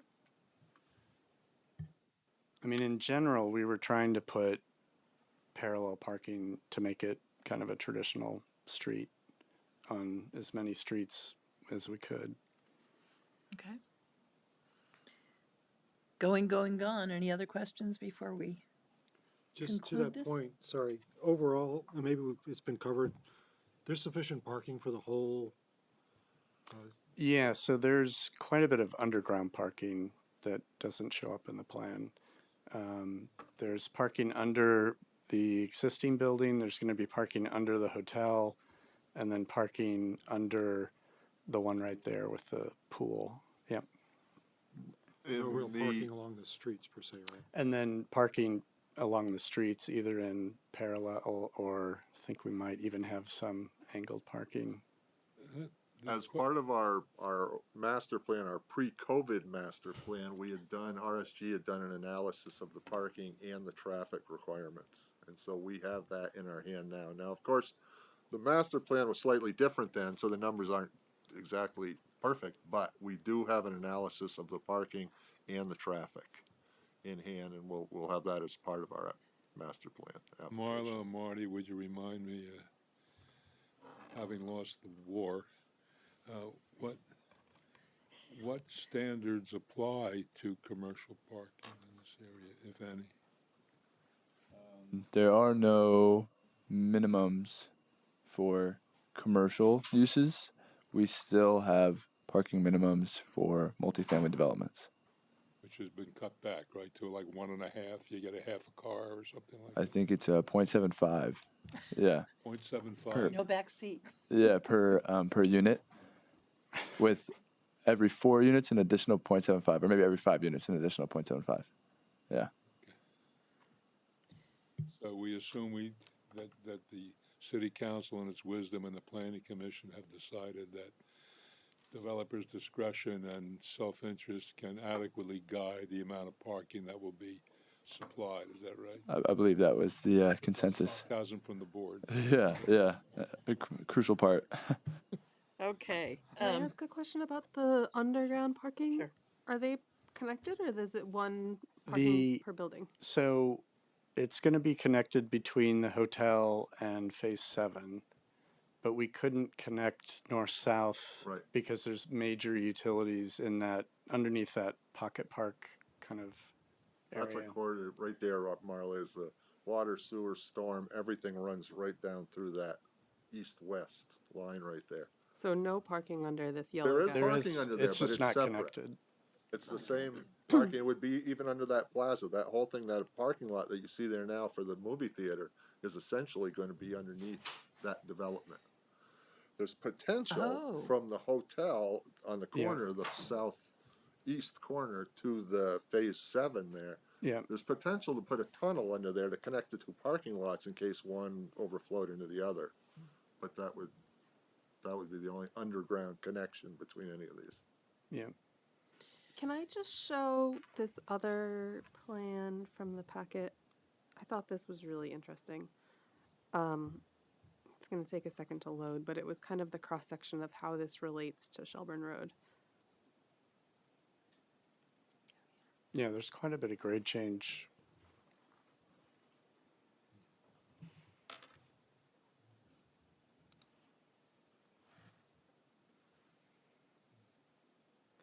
So, Yep, There, there that's, you can see it. right, the hotel would be the one on the right-hand side, Phase 7 would be the one on the left, and you can see there'd be a tunnel, no, the two white two- blobs on the right-hand side there. Right, those two. oh, Those two might be connected, or no, no. It's it's not shown actually right now. yeah. This is Under the not. word Larkin Terrace, right there could be the connection. That would be the That's all. connection. so the finished floor of the hotel would be the same as the finished floor of the. That's right. Yep. Yeah. And this is not the movie theater, but the one that's in line north to south with the movie Yes. theater. Yep. Yeah. So Real Road is about 8 to 10 feet lower than Larkin Terrace, and then the park actually goes down rapidly. Go ahead, Frank. This is only sketch plan, but now that I'm staring at these white blobs, it reminds me of something. And this is it's premature for any kind of architectural detail. But can I infer, I mean, Blisby building, if we're calling it that, turned out to be pretty nice, actually. Can I infer you're going to make an effort to be at least as nice as for lack of a better term for the moment? Absolutely. Yeah, definitely. Some Board of it. architectural compatibility there? Oh, Well, and I absolutely. think- It'll be a different architect, but Yeah, it's- I think the goal is to use a different architect for each building so they don't look super homogenized. So. Well, right, it shouldn't look like, what is it, this place in Virginia, it's sort of eerie. Oh, there's a whole Reston. Reston, Yeah. it looks like something that came out of a game set or something. It's not ugly, it's just weird. I hope they're not listening tonight. That was a very famous planning project of its time. So, yeah. Okay, in light of the time, I think that do we need to vote to conclude? No. Thank you very much Don't for, forget public comment. thank you, yes. I appreciate you coming and hopefully our feedback has given you some ideas for the future. Are there any participants who would like to make public comments? Are there any online, Marty? Nope. Okay. Thank you. Thank you. Hearing none, we will, I suggest that we've got Still a long stretch ahead. I suggest we take a 3-minute bio break. LLC for a plan unit development on 5 lots developed with a quarry, a mixed commerce building, a warehouse, a contractor yard, and an RV sales service and repair facility.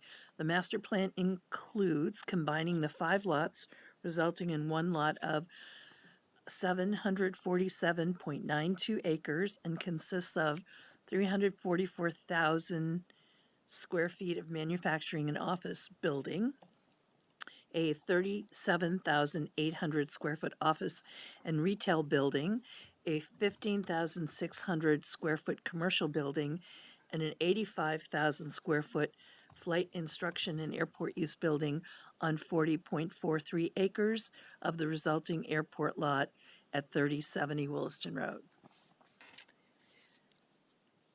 Who is here for the applicant, please? Hi, Art Lugo, Native Technologies. Hi, Art. Chris Gendron, Stantec. Welcome. Just realized I haven't been asking for disclosures tonight, so thank you for joining us. And Good to be back. I guess I should say, I'm on this team too. oh, you are, okay, good, thanks, Jeff. Don't be shy about pulling your mic right up to your face if the board has trouble hearing you. I don't think I can pull it any closer. Jeff already has.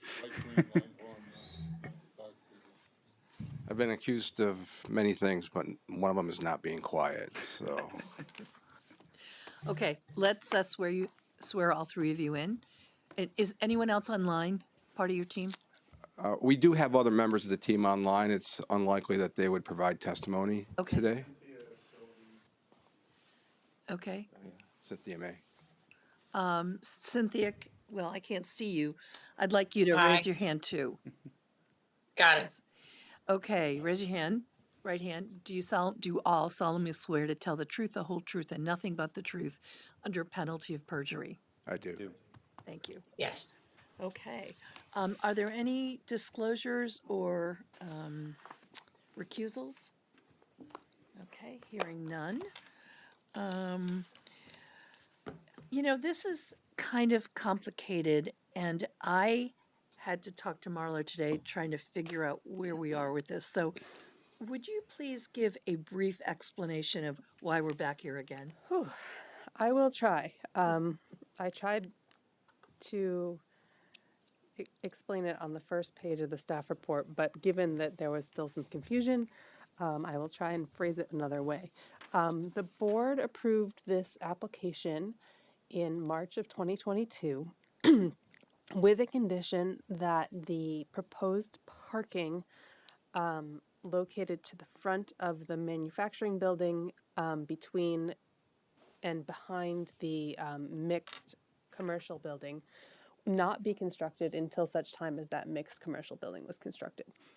The applicant appealed that decision to the environmental court, and the environmental court issued a stipulated motion for stay of appeal, which means because the rules have changed, and now the board could have approved that parking if the application were reviewed under the current rules. So the court said, Beta, go back to would you like to go back to the DRB and see if you can get approval under these new rules? And Beta said, yes, so we would like to do that.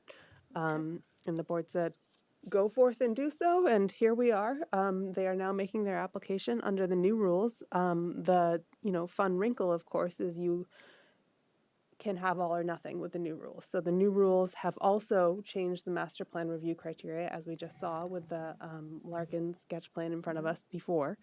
And so now we're looking at the new rules, and there are some subtle differences that are highlighted in the staff report.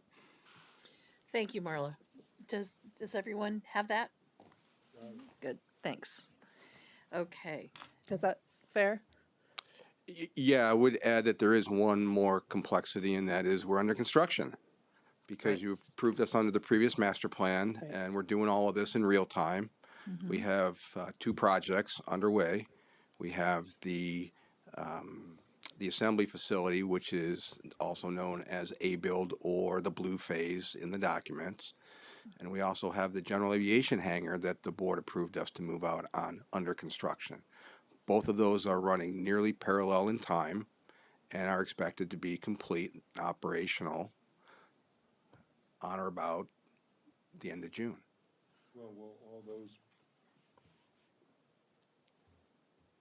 will all those plans still comply with the application you have pending now? Will that construction comply with the application you have pending now? I think that's what we're going to find out tonight, Frank. I would say yes, because the way that we addressed the parking issue previously, with the staff and the board's guidance, we eliminated the paved surfaces, so we could not park in the areas that were designated as parking. But the infrastructure, the stormwater, the base, the plantings, those things, nothing changed, and that was approved under the previous SD application that we're currently building and have a zoning permit. Let's see what happens. Right, and the rest of it, we'll just see what happens tonight. I would just say, as we have done in the past, we've got typed versions of the responses to help guide the conversation tonight. I have hard copies here. This time I did bring a stick that has it digitally if, for whatever reason, the board decided they wanted to project it. So I'm happy to bring those up Okay. if you'd like. If not, But you're then- going to talk to us. Oh, yeah, absolutely. Yeah, it's just, it seemed to have been helpful in the past for taking notes and Okay. comments, so I'm more than happy to bring them up. If not, we can get rolling. I'd like to have, Yeah.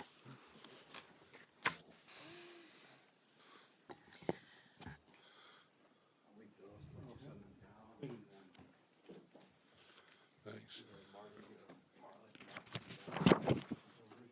Great. Thank you. Thanks. Okay. And so as we've done in the past, these are organized straight along with staff's comments in the report that you have there. We have, as we've done in the past as well, highlighted other items that staff has noted that didn't get a 1, 2, 3, 4, or 5. Those are shown in blue in the text that you have to help guide the conversation and gather input from the board and try to respond to staff's comments. Okay. It's kind of hard to move us along and read this at the same time, but I'll do the best I can. So number 1, this is regarding the need to modify the submission. So, what's interesting about the current master plan standards is that they are relatively brief, but the application requirements are rather lengthy. And the first master plan standard is that the application includes all of the submission requirements. It's insufficient detail to provide the framework and standards for future development under the plan. So staff has understood that to mean that if the submission requirements are not what the board wants to see as the framework and standards for future development of the plan, the board should be directing the applicant to modify their submission so that we can say essentially that the narrative submission is in lieu of a plan, an approved plan, a map, like an application would normally have. So that's all we're really saying here is that, you know, if there's things that you see in their submission that aren't consistent, then they should be required to modify them. So what decisions do you need from the board around this? Nothing None. right now. Okay, all right, thanks. Okay, number 2. Some of the comments in this staff report refer to something later on, and so I'm suggesting we come back to those after we get to what it refers to. Does that make sense? Yeah, we're completely on board with that, and that's the way this is laid out as well. Okay. To try to follow staff's guidance there. We did, on number 2, though, have a question Staff had referenced comment 13. I think that's inadvertent, that really staff was trying to reference comment 14 for future discussion. Oh, I tried so hard, Art. You know, I know. I'm glad you caught that because I was like scratching my head. Well, and that's why I said pertaining to building design, because I knew the numbers were going to change on me, even though I tried my best. So if 14 is the one pertaining to building design, that is the one we meant. I was trying to make them line up and I thought, oh, just go with it. Okay, number 3. This is about the traffic impacts by phases. Yes, and so on page 2 of the document that I just passed out, you'll see that the traffic study, Chris has highlighted the traffic study to represent traffic by phases, if you will. So the colors follow the phasing diagrams that were previously submitted with the application as requested by the comment here. Is this a new table or is this just a highlighting of an existing table? That's a highlighting of an existing table from the master plan Thanks. traffic study. Okay, number 4. We're going to return to this one. And 5, we're going to return to. Although you'll see in the note real quick here, as we go through this, maybe Marla, you could highlight just as we go through what the concern was. It was unclear from the comments in reading through the text further in the report what that concern was. So we'll look for a little guidance there when we get there. Okay, noted. So it's not in red, but on page 7, I have a question for you, Marla. At the top of the page, the first paragraph that's not an LDR, I found myself getting lost in staff recommends the board waive preliminary and final plat for projects not involving subdivision of land and instead allow site plan review for the described phases with the provision that the sketch plan be required should the site be inconsistent with the findings of this master plan approval. I got very lost in that. Is there an easier way to describe that? Can I share what we think it means from the applicant's perspective, and then maybe Marla, you can clarify. Go ahead. So we took that to mean that we have a master plan that's been developed, and that should we make no changes to that master plan, the phasing as it's been, the pieces and parts, including phasing, and if we make no changes, then we're able to move the next project, whether it's the child care or the commercial building, or phase 2 of the general aviation hangar, along smartly as guided here, that we don't need to go through preliminary and final plat. If we make changes to something, then it's almost as if we're required to start over again and would have to go back to the beginning of the process. That's the way that I read that. I'm not sure if that was the intent.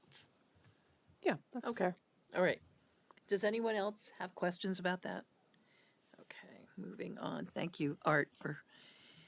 Okay, now I have a question. What is meant by vesting? I mean, I know what it means, like in a retirement plan or something, but what do you mean vesting? What does vesting mean? So I think I might best explain it with an example. An applicant might say in their master plan application, we are proposing all buildings to be purple. And then if they, or maybe they say, we're proposing all buildings to be purple or blue. And then if the board says, okay, you're vested in that, if they propose a blue building, there's no discussion. It's just approved. Okay, all right. But if, the board says, I don't have sufficient information to determine if purple and blue are going to be acceptable later on, we're not going to give you pre-approval for purple and blue. Okay. We're going to consider whether that color is okay later. Okay, so it's kind of checking off the items that have already been... Right. We never have to talk about it again. We say we're going to do an open space that's a playground. Okay. And if they propose a playground, you're automatically approved. Okay. So, number 6, staff recommends the board revisit the section for concurrence after reviewing the remainder of the staff report. So we'll have to come back to that. Yes, and just before that, in the part that you just referenced, staff's not recommending vesting of building heights because building heights have not been proposed. While we have not proposed specific building heights for any of the other proposed buildings on in the master plan, we have requested a 5-foot waiver, as we talked before, in that the current LDRs don't accommodate current building technology. And in lieu of having to ask for a waiver on a future project, since this is master plan and you can provide guidance for the properties and the parcels in question, we're merely looking to cap our building height at 40 feet rather than 35 feet.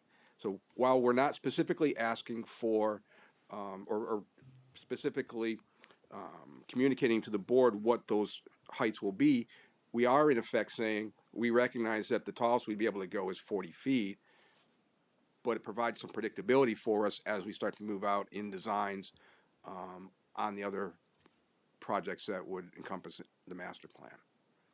Okay. Does that work for us, board?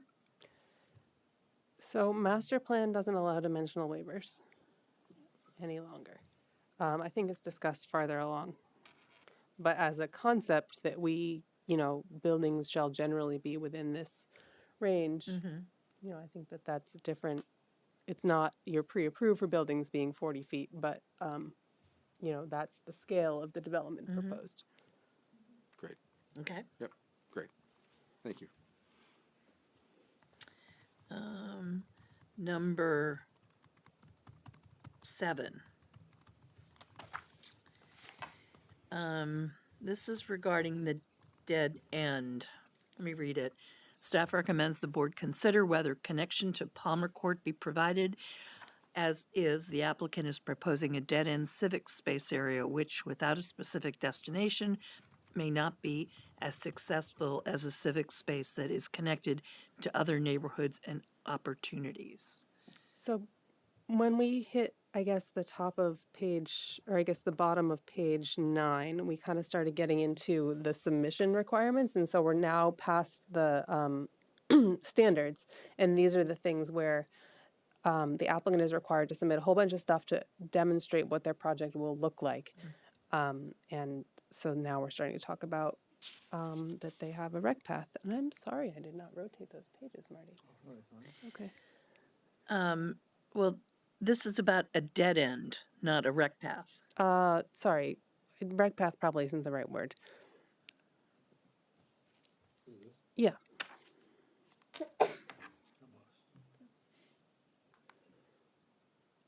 So it's a recreational space, I guess. Okay. And should it be, should there be more connectivity between, can you zoom out a bit? Oh, I see. That's the circle is the dead end. Right. And so should there be connectivity to either what's to the bottom of the page, sort of where Marty's cursor is, to make it a network rather than a dead end? Now, is this where the atrium is? The outdoor atrium proposed to be? So the outdoor landscape feature, which we're calling the Great Lawn, is that landscaped area just to the lower right of the white box of the building. So you can see if you come back, there's a ledge line right there where the rec path goes back. So if you go up, if you, Marla, from your cursor, it's part of phase 2. Okay. Actually, so the hand is. Oh, here? Yeah, there you go. That's the Great Lawn. Okay. And then as you go past the Great Lawn, so there's some significant grade change. Right. So the edge there of the green to the lower bottom of the page, call that 0.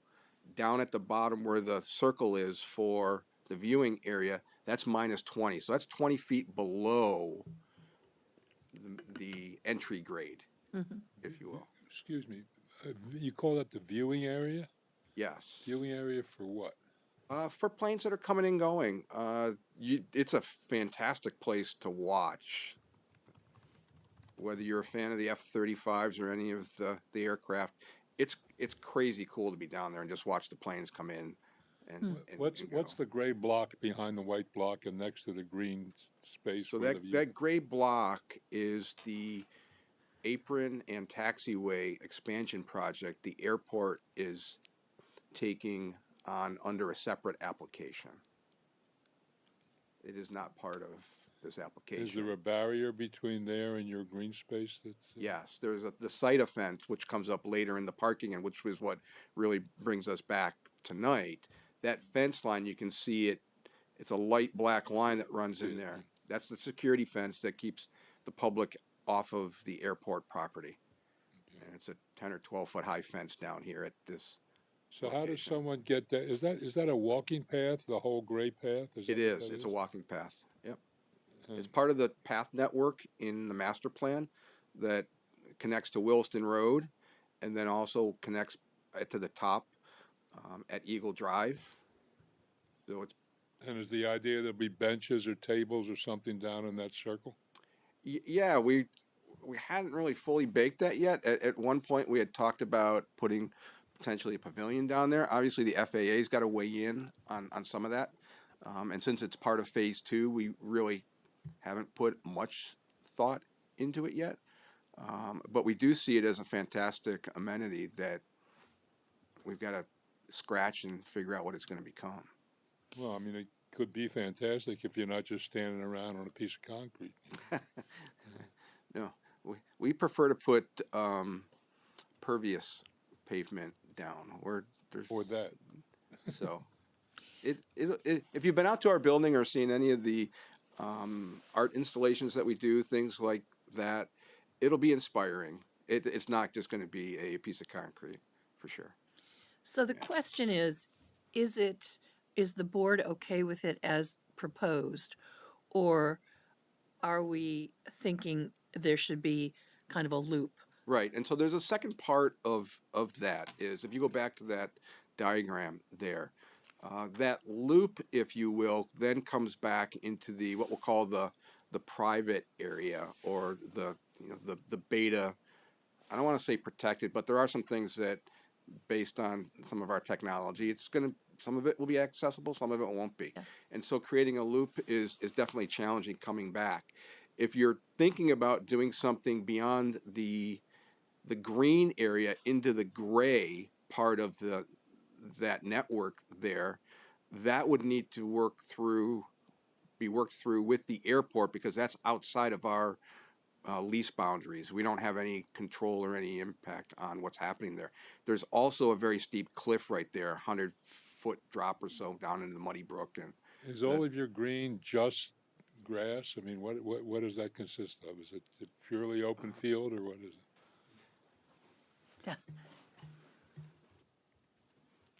Yeah. It's lawn close to the building, the kind of lighter green, and then the bright green is meadow.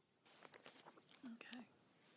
And there are specific requirements down by the apron that the airport has to minimize any potential wildlife. And there's mowing requirements and all sorts of things that we have to comply with.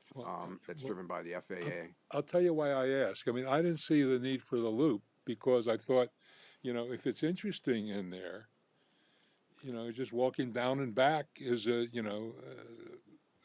kind of sufficient amenity.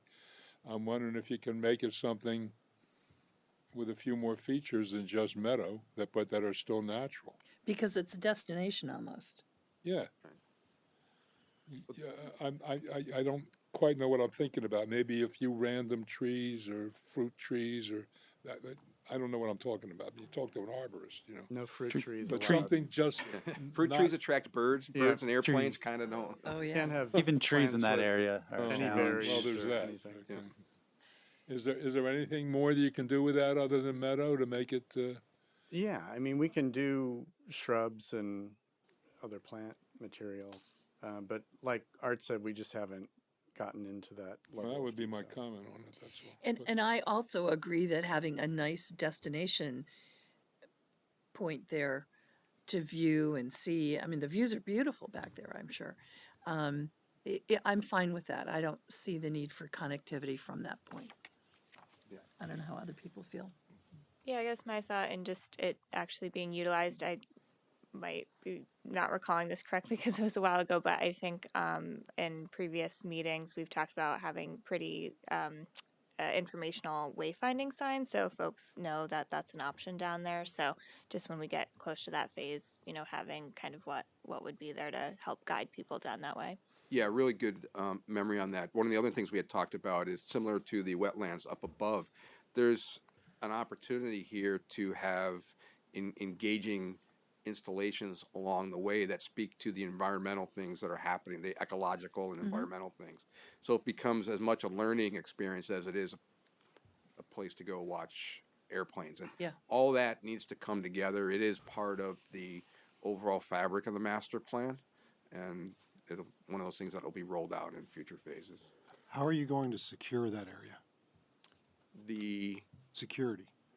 So I'm some guy who walks off the street with a laser in my hand, which is altogether probable impossible, or a weapon of some sort, very close to your building and air traffic. Yeah. How is it going to be secured? Well, the path Cameras or?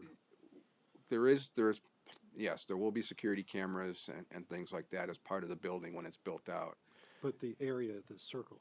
The area where the circle is, that it's just a lawn with a viewing area and a place for people to go hang. I would suggest that that's not any different in terms of, actually it's further away in proximity from the area up off of Kirby Road right now, where you can literally walk up to the fence. Right, but And this will be, my point for you is there's potentially some liability for your company for something that happens there as opposed to that fence that's owned by the airport, right? This is your land, I presume. it's the airport's The green lawn is your land or the airport's land? airports. Oh, it's the airport's. Okay. Well, and I want to make sure we don't start to mince that at all, because the airport is the owner and Beta is the applicant, and there is no difference in the eyes of the board or in the eyes of this decision. You know, they are in lockstep for this application. Okay. Had something. So For we the haven't. record, on go ahead. video, when I said I am somebody who, it's not me, it was just That wasn't a example. threat. Right, exactly. A concern noted. So we haven't done a full master plan under the current LDRs.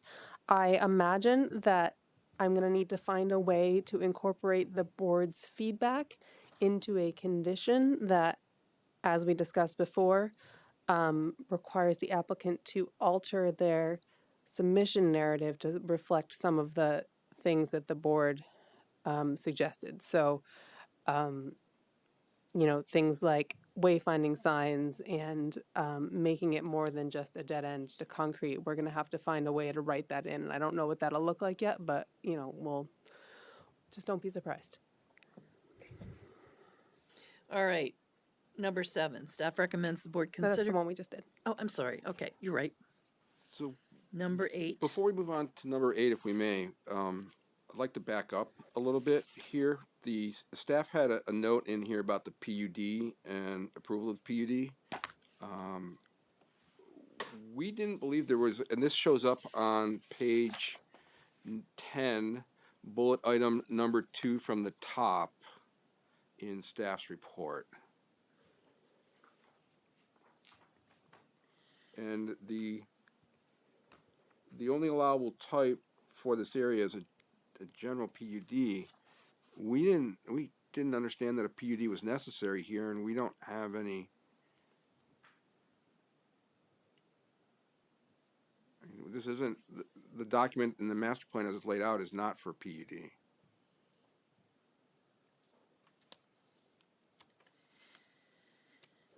So the previous approval, SD 2128, was specifically approving a PUD. That's the site plan, but not the master plan. That's the PUD approval for the first phase of the master plan. Yep. Great. And so generally, once something's a PUD, it stays a PUD. I don't think, as we said here, that there's any substantial difference between reviewing this project as a PUD versus as a series of site plans. But ultimately, and this is exactly Yes. what we were talking about with the small example, ultimately, this needs to be, A little foreshadowing, Frank. Right, and I think that the advantage here is with the master plan, the board can specify necessary levels of review for subsequent applications. So since the board can say everything within this master plan PUD can be a site plan if it's consistent with the approval, then it doesn't have to really affect anything. Okay, all right. great. Thank you. The other item there just below that is the idea of when the board needs to make a determination on when we could come in and ask for a master plan extension. Unlike the previous LDRs and the board's decision allowed for a 10-year master plan, which is what we have in place right now. The current LDRs only allow a 6-year, and the recommendation from staff is that we would not be able to come back for an extension until 4 years into the master plan. And what we're actually asking for is to be able to come back in 2 years and do that. And the reason for that is typically master plans are not granted extensions for 3 reasons, right? Lack of progress, zoning, the master plan's approved and they never do anything with it. Public input, there's a tremendous amount of negative input or opposition to the master plan that warrants the board from taking a more restrictive view and allowing things to kind of play out to see if that opposition holds or whether or not things are happening as they thought they would. And lastly, you're trying to protect against changes in regulations and more specifically in our case, changes in environmental regulations. The project that we've proposed with the solar on the roof, the geothermal wells, it is hard to imagine as we sit here today that we would be able to do anything different. High performance building envelope, you name it, the building has it. In fact, we ran a calculation for a separate effort that we have going on, and that the solar that's being produced on the roof will account for 89% of the total energy-based building need for phase 1 of the building. Wow. The project's been designed to exceed the current climate, what's it called? The city just passed it, the Climate Action Plan. We exceed the Climate Action Plan in anything that may come down the road. So what we're looking for, much the same way that Marla proposed how to address the building height and creating predictability, is we're trying to create predictability here to be able to roll out on the balance of the master plan over the period of time that we had originally approved by the board, which is the 10 years. We've already shown that we're moving out on the master plan. We have almost all the infrastructure going in, plus phase 1 of the assembly building. We have phase 1 of the general aviation hangar going on. And I'll share with you that we're in planning for the childcare right now and anticipate bringing something to the board sometime in the next couple months. So those projects are moving forward very smartly. But with all of that, the request from our side, Beta side, the applicant side, is to move up that ability to ask for an extension to 2 years and not have to wait 4 years. And I'm sorry, I'm not following why that's necessary. Because it allows us to do the planning that we want to be able to do underneath a master plan that would have some defined duration. If we have to wait longer to make those decisions and then have to come to the board where the extension could be denied, we'd rather know in 2 years whether the extension is going to be denied than having to wait 4 years. So what are you asking us to do? I'm in the text here that Marla provided, she's recommending that the board not allow us to ask for an extension on the master plan from 6 years to 10 years until we're 4 years into the master plan. Oh, okay. And what we're asking for is to be able to come back to the board and ask for that extension no sooner than 2 years. Right. And do we have authority to do that, Marla? That would be the only question.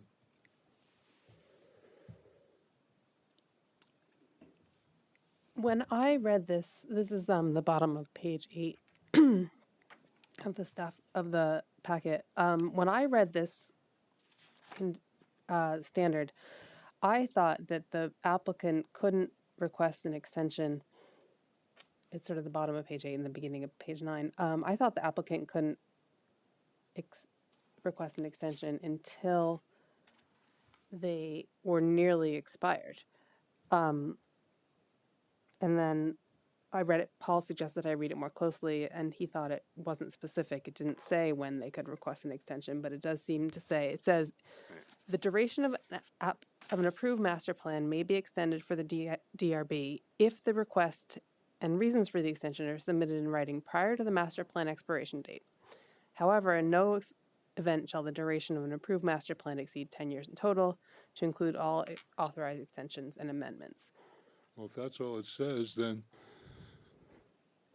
I don't understand why there's no minimum waiting period in that language that I Right, but can staff see. is recommending a minimum waiting period. And that's what I'm asking about, why? Yeah. Why does there need to be a minimum waiting period if they can otherwise, the only burden is to show for cause. If they can show for cause, they could show it next week. Or, 2 days. After approval, theoretically, yeah. and it's a little absurd, but So I'm just asking why. What's the reasoning behind the minimum waiting period? Honestly, it's because I thought it meant that you had to wait till the whole 6 years was up. And so we said, oh, they want it sooner? I guess maybe 4 years. I don't have a good reason, unfortunately. Okay, so I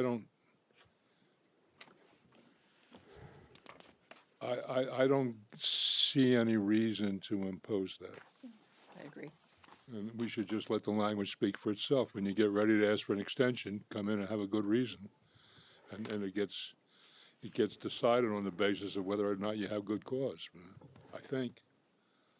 Okay? I think that's a important point that you make, Frank, is that it needs to be extended for cause. Right. So that determining for cause will have to be the responsibility of the board when that request is Right, made. and it's got really nothing to do with when.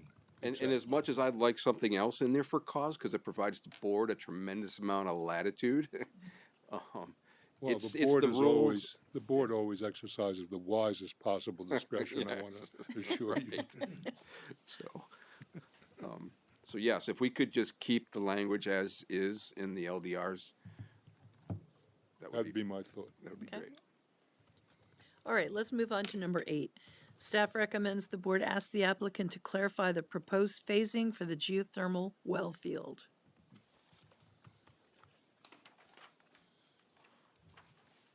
Gentlemen. So in the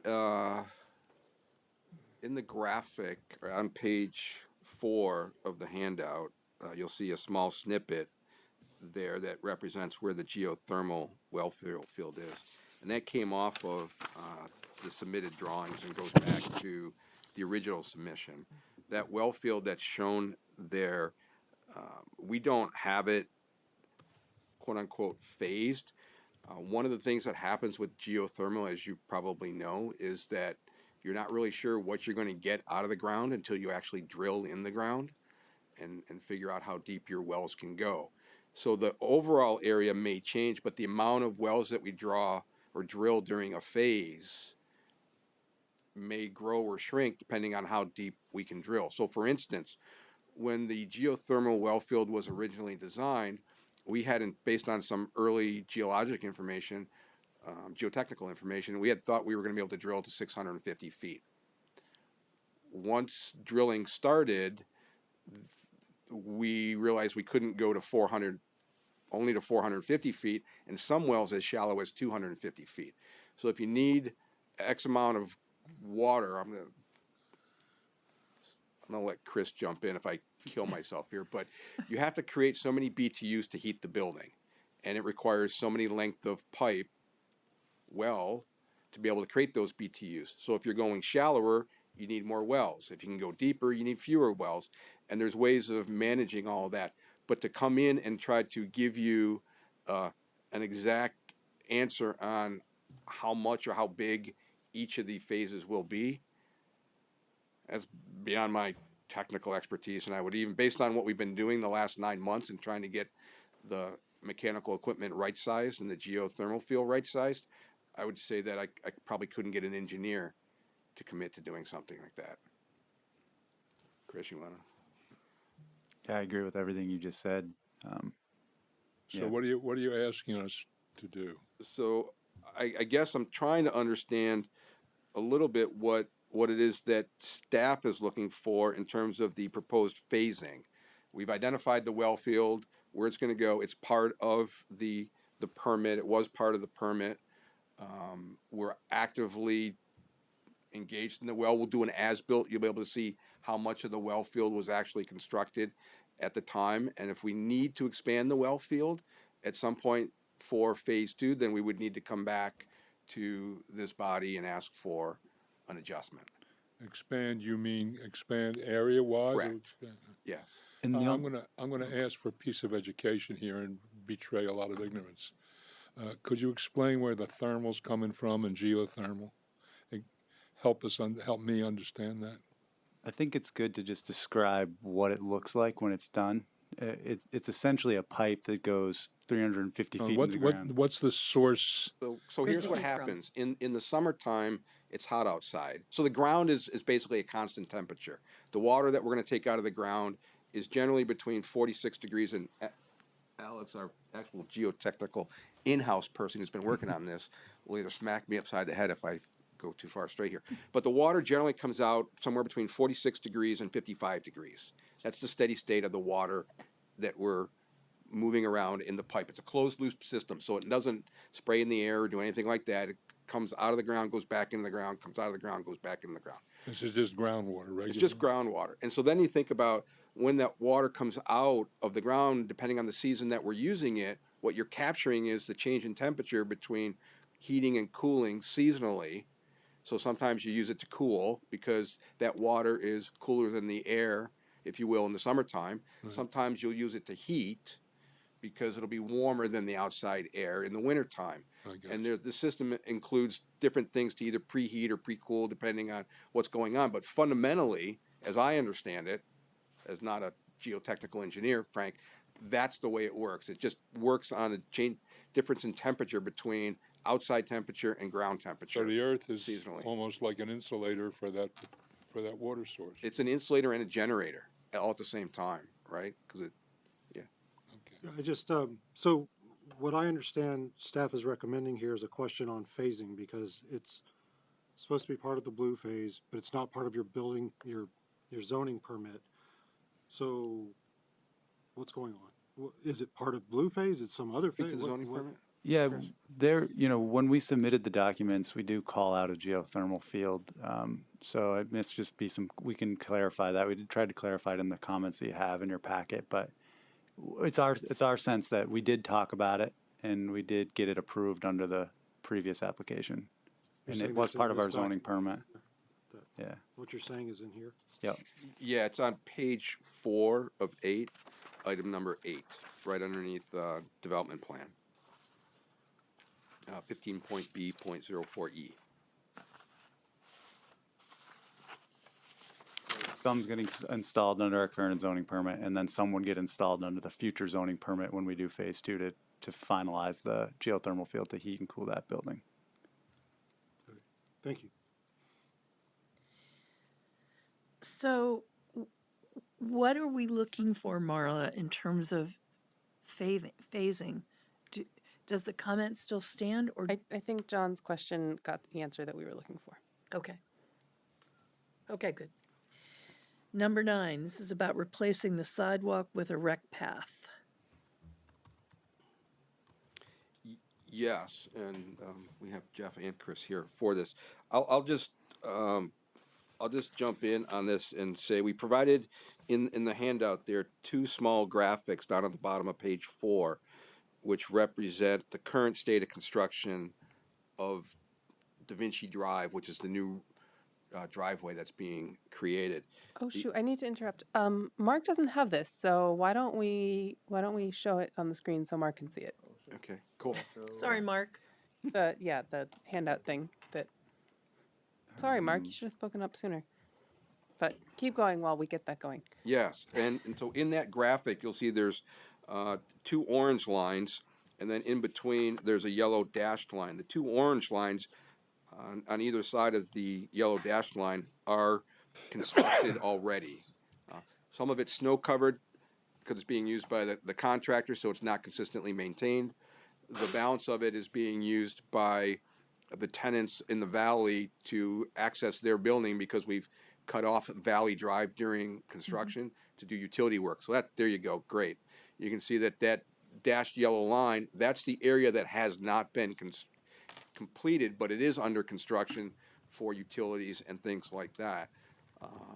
So in terms of any modifications to, this is the kind of the place that I knew we would get to, Frank, based on your earlier question, is the modifications, if they had to happen, would impact the entire length of Da Vinci Drive. And with that, I'm going to turn it over to Chris on what we actually have and how we got here. Yeah, so what we have for our typical section right now is a 28-foot wide road. So that includes two 10-foot travel lanes and two 4-foot bike lanes. And then along the entire westerly side of that road is a 5-foot sidewalk that meanders along Class 2 wetland. It also meanders along the parking lot and provides access to the building. And that's really it in a nutshell. Well, it sounds like if you have the on-road bike lanes, that's what the staff comment was. Yeah. Okay. Thank you for helping us understand that. Great. Well, Comment number 10, given the proximity to Muddy Brook, staff recommends the board discuss whether opportunities to access this natural resource should be preserved. I wasn't quite sure what that comment meant. Are there currently opportunities to access the natural resource? Not necessarily. Then how could it be preserved? Not restricted, not prohibited. Okay. I suppose would be another way to say it. Okay. All right. So, as Jeff was talking about, it's a meadow because you walk from that viewing area to Muddy Brook with your fishing pole. Okay. yeah, and for our project, you'd be able to walk to a certain point, and then beyond that, it would have to be something that you work through with the airport or A&R in terms of how you access the Muddy Brook, I'm guessing. Well, and again, the applicant here is the airport and Beta. Right, but we have project limits. It's not the entire 750 acres of the airport. We're we're 40 acres of the airport property, so we've got a very defined focus here. Anything outside of that focus, we would need to have the airport address for the balance of the property. I would just add, and now that I understand the comment a little better, as far as prohibiting, I would actually say we're further inhibiting because right now to get there is practically impossible. I mean, the geography to get down to Muddy Brook is significantly steep and I would say treacherous in some ways.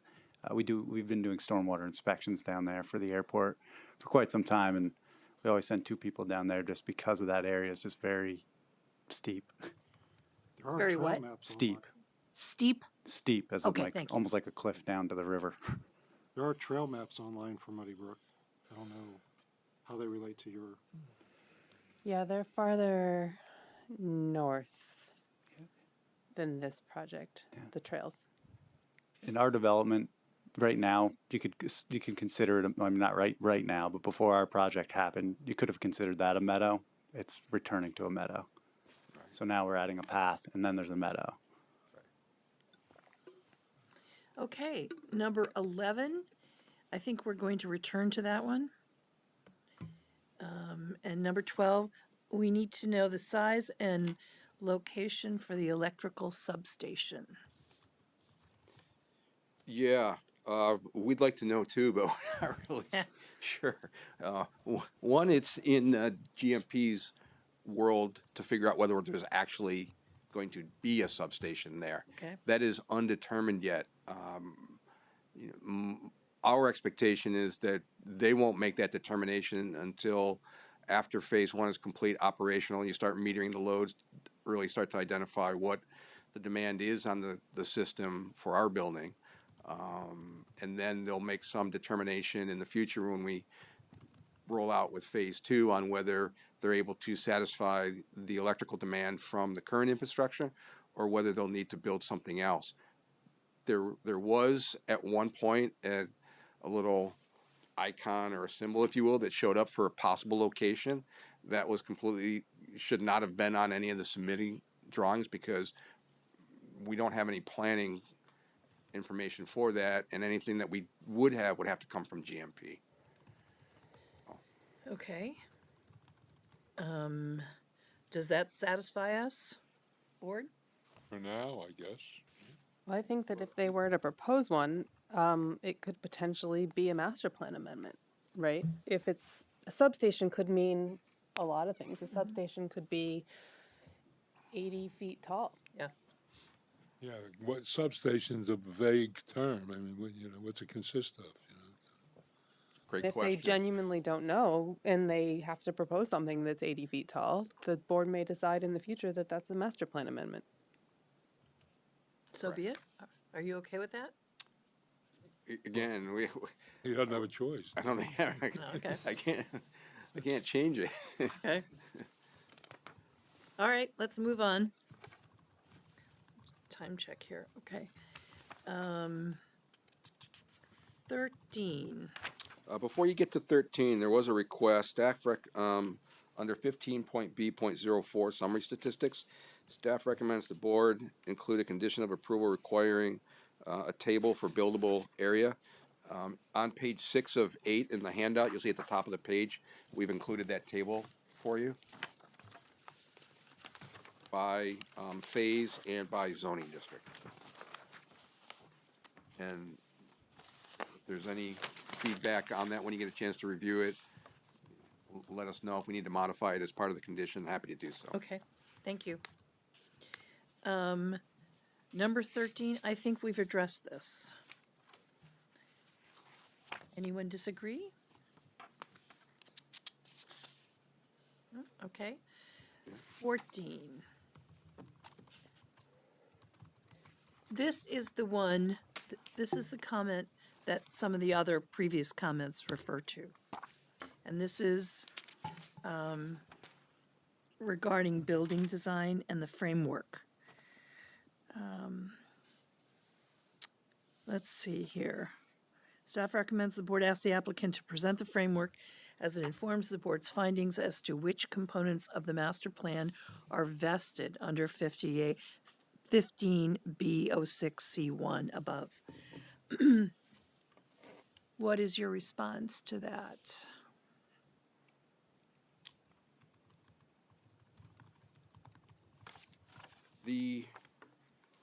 So unlike O'Brien Farms, which is a master plan, and I believe they provided typical housing types, right, or typical road things. The type of master plan that we have here is much different. What we can say and what we shared in part of the information that came on that stick are image boards of the materials that have been used at the North Hangar project, so our research and development center, the materials that have been used on phase 1 of the assembly facility, materials that have been used on the general aviation hangar, and they all come from a similar family. The intent is to have these knitted together to have a common vocabulary. Mm-hmm. The buildings do have different uses, so that vocabulary will vary depending on the use. We like to expand the palette based on the uniqueness and the individual needs of those buildings. And we're not quite sure what that may be. In my time in your seat, and Mark has probably heard this before, but architecture should be of its time, of its place, and of its materials. And so depending on when that building is built, it should have a different form, it should have different materials, because if Jefferson was doing architecture today, it wouldn't look like it did when he did University of Virginia and the Rotunda. It would be different. And so for us, foundationally, what you see out there is where we build off of. What we do next, we want to keep that vocabulary and that opportunity fresh and open, and not have something included that's going to be kind of a bit of a gate for us, if you will. We think we've been very sensitive both to the neighborhood, to the environment. We're doing first of its kind building types. Again, 89% of the electrical need is generated from the solar on top of the building. I mean, we're doing the things that need to be done to be a good neighbor and a good member of the community, not just, beyond just creating the jobs and the technology and everything else that is happening here. So there are some images, again, in the electronic piece that was given to you that they'll all look very familiar. That's our foundation, and then we would only build up from there. So on page 46 of the packet, you had, in your application narrative, had about a page of kind of discussion of, that development context. And I thought it was very good. And I just wanted to give you the opportunity to kind of put it in your own words. I think you've somewhat done so, but some of the things that struck me in that narrative is, using a common palette, having the buildings up towards the street have more of a transitional feel compared to the more functional buildings that are farther from Williston Road, and then having the more organic shapes of the landscaping areas and the parking areas to complement those more rectangular forms of the buildings farther back. So I just wanted to give you an opportunity to kind of talk about those things if you wanted to say anything more, but I think that, Those are great add-ons to what we just talked about in terms of the palette of material. All those things are important. Planning, and I'm going to offend Chris here, but I love him. And we've talked about this before. Unfortunately, with all good intentions, land planning shouldn't start with civil engineering. Civil engineering is a fantastic resource. It's required in order to see the vision of a land plan come to fruition. And so there was a very intentional move that we made to have our land planning start from a design perspective and then grow into the technical side. And that's what's reflected in this information, in the narrative that's provided or was provided in the application, and a little bit of what we're talking to here. It's not that civil engineers aren't important. They just have a different view of how you put things together than land planners do. And what we believe we have here is a fantastic campus that the community is going to want to come to, that the Beta team members are going to want to come to, that will allow our team members to do their best and brightest work for this journey into electric aviation that we've started. Thank you. So let's take a break for a minute. We are now at the limit of time It for went this. fast. Pardon? I said it went fast. It went fast. Well, what time do you have? I have So- 9:40. yeah, we had planned to allocate the last 20 minutes to the next item on the agenda, which is Beta's site plan. Which is great. However, if we don't get through this, then what we do on the next one, at some level, Right. So would you rather us continue item number 10 and push through this project that we're talking about now? yeah, what I would ask for is to see what it will take to get through 15 and 16 time-wise, and some of the ones we got to come back to. And if we have time, let's at least talk through part of that next application. And if we need to continue, then we continue. But we we also have to circle back to the Right. Yep. things. Okay. Yep. All right, let's move on to 15. This is a question about consolidating the green and red phases. Right. What are your responses to that?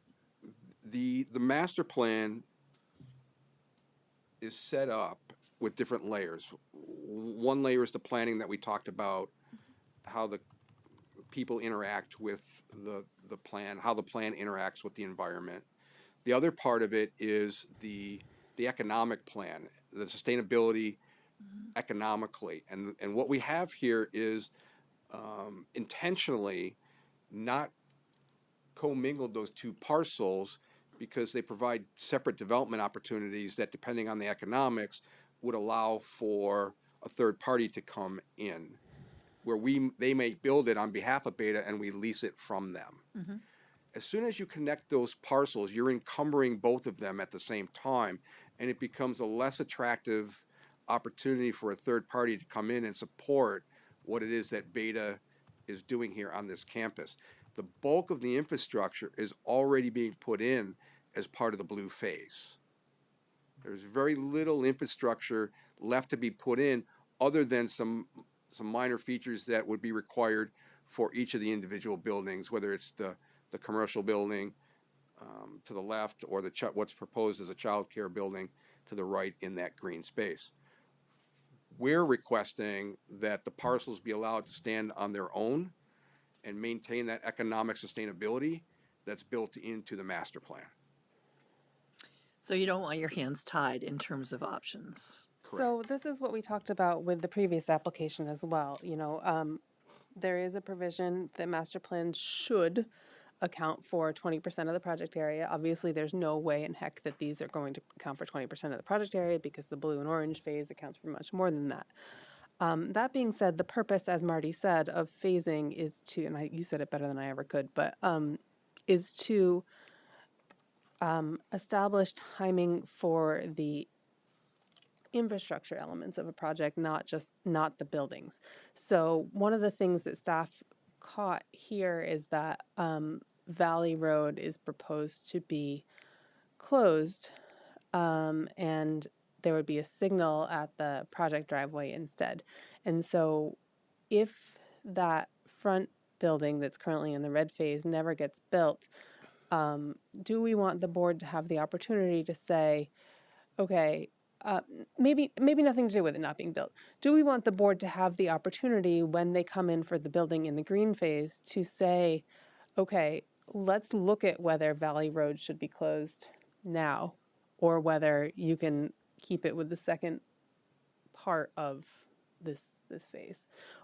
If they're kept separate, then you know the Valley Road change is not really on the table for discussion until such time as they come for the part that's red right now. Right, and so when we talk about economic sustainability on top of that, it's important to highlight that 3060, the Mirabelle's building, which runs parallel to Valley Road, has leases that run through 2031, and that any discussion of removing Valley Road as is proposed by the master plan could not happen without the landlords signing off on that and having some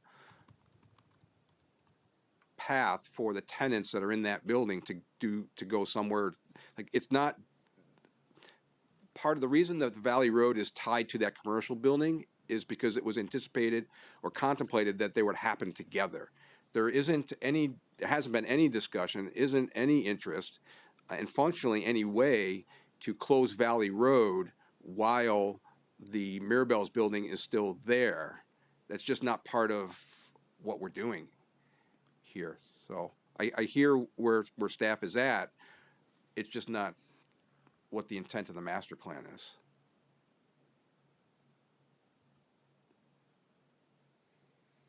I would just add too, if traffic is the infrastructure that is of concern, 6 is going to be the least generator of traffic because it's meant for Beta staff at this point in time.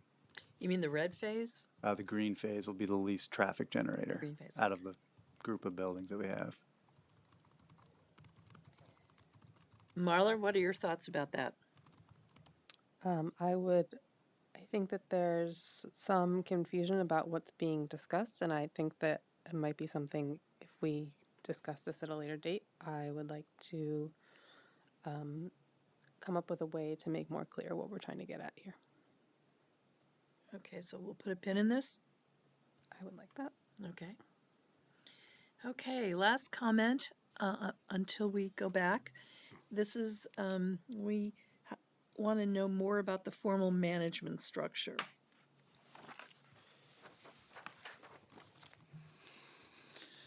So I guess this is my chance to, our chance to ask a question in terms of what the concern is around the proposed management structure.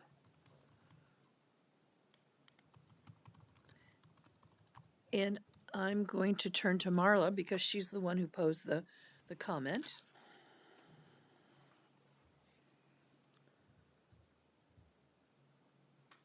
So who will the city turn to when the commitments, when, say, as you were mentioning, you have someone building the building up along Williston Road that's not Beta and not the airport?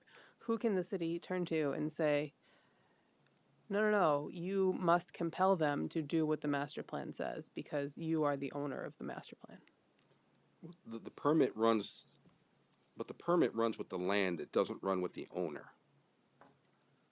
So if for instance, Beta was bought and somebody else wanted to do something, or if the airport wanted to do something there, because the master plan is in place, the findings of fact and the decisions that are part of that master plan flow to the entity that would want to take on that project. We can't, because we're coming before you and proposing this master plan with these boundaries, that does not go away just because a third party comes in and wants to build a building, whether it's on behalf of Beta, on behalf of the airport, who's the landowner. They would have to comply with these, no different than if it was Beta doing it, or the airport doing it themselves, for that matter. I think that, and I don't understand this fully because it never happened in my time, but Mark may know this a little bit better. I think that this is a little bit of a response to situations where, the conditions in the master plan, like you were talking about, talk about relationships between phases. And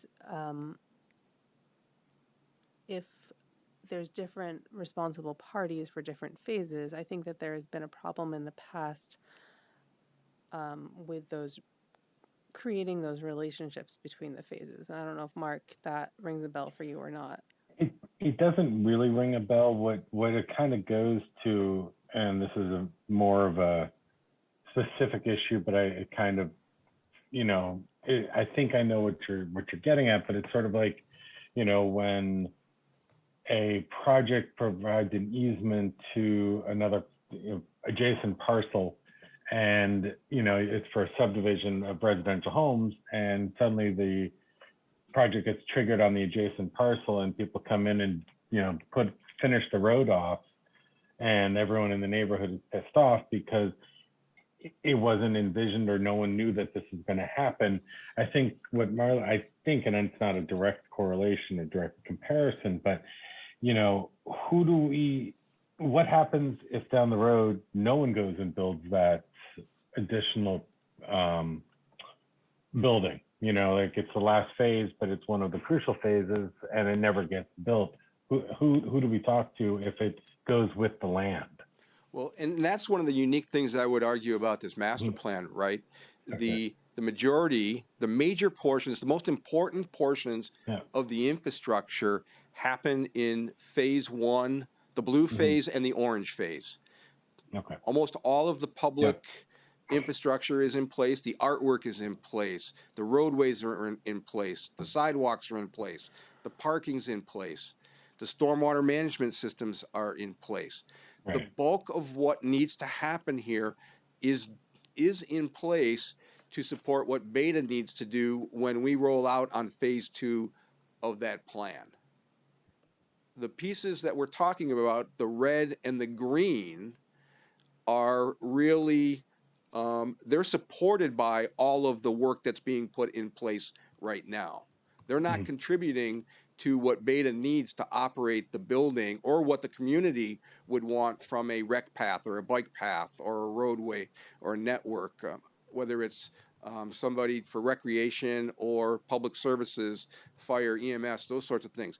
That infrastructure, that backbone, if you will, is in place in phase 1 and phase 2 of the assembly building.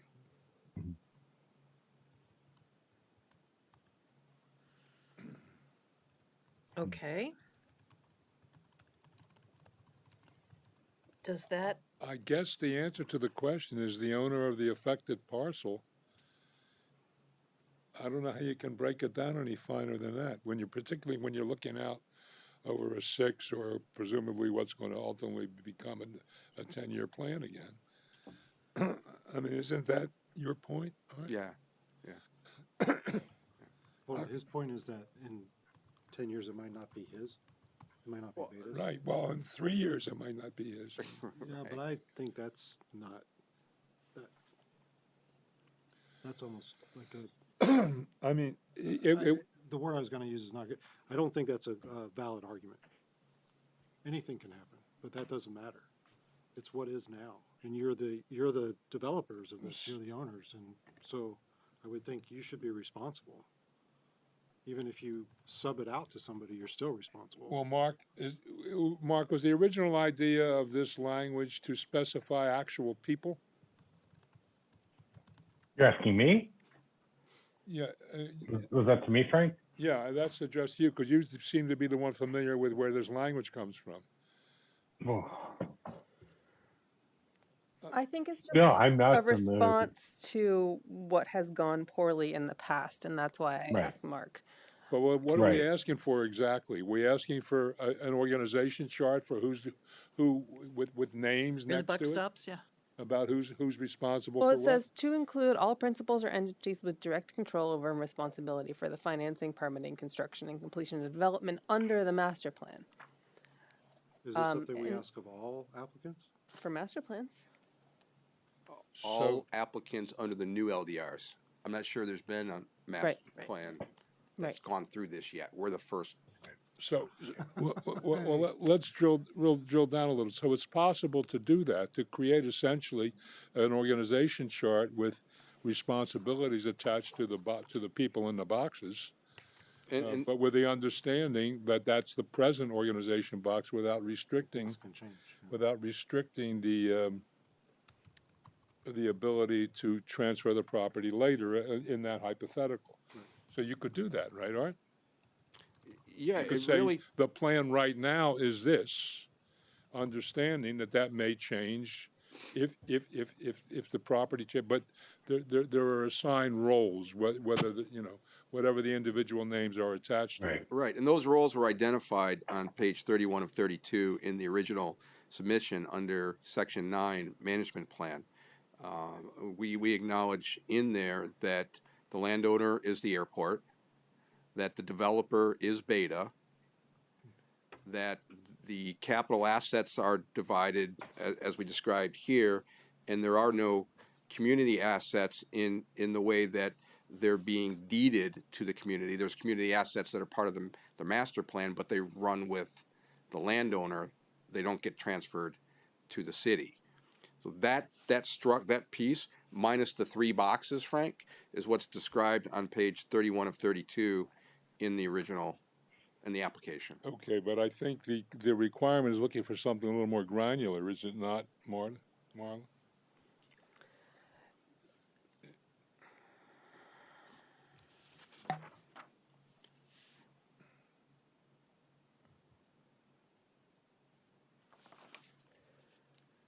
I guess the reason we made this comment is because it talks about direct control and responsibility for completion of development under the master plan, and they specifically say in their application that responsibility for future phases is uncertain. And so I think that what John's point is they should say, well, for right now, we're saying Beta is responsible, or we're saying the airport is responsible for those future phases, and we may sub that out. We into didn't the say it was future. undetermined. What we said was development management responsibilities for the balance of the master plan will be determined based on the specific ownership structure of that parcel/project, which is no different than what Community Drive did when in that industrial piece, right? they didn't give you part and parcel for every parcel. Those parcels were intended to be sold off. And as you said, this is a new requirement.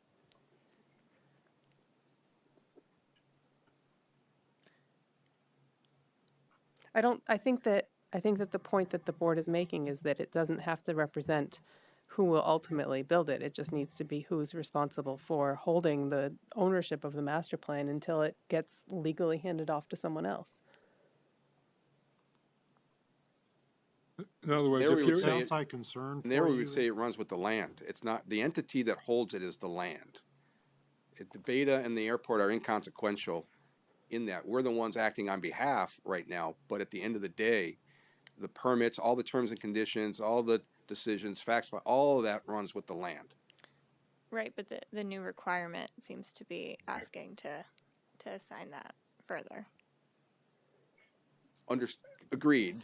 It's just that that requirement is broad and doesn't provide any specific end goal in terms of what it's trying to do outside of what the city already, the purpose of the LDR is already, which is to create findings of fact, a decision that runs with the land to ensure that what we've brought before you at some point, unless it's amended or lapsed, that's what gets built, regardless of whether it's the airport, Beta, or a third party yet to be determined.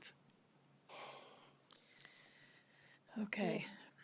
Yeah, I guess the land isn't a principal or an entity though, so I think my read of this is based on the discussion is they're looking for a backstop of like if that's not. But there's no way to backstop. It's a real estate development project. I Yeah, hear you. but That there's no backstop. The backstop is the permit on the land, which then if somebody buys the land or wants to develop it differently, they have to come before the board and ask for a change.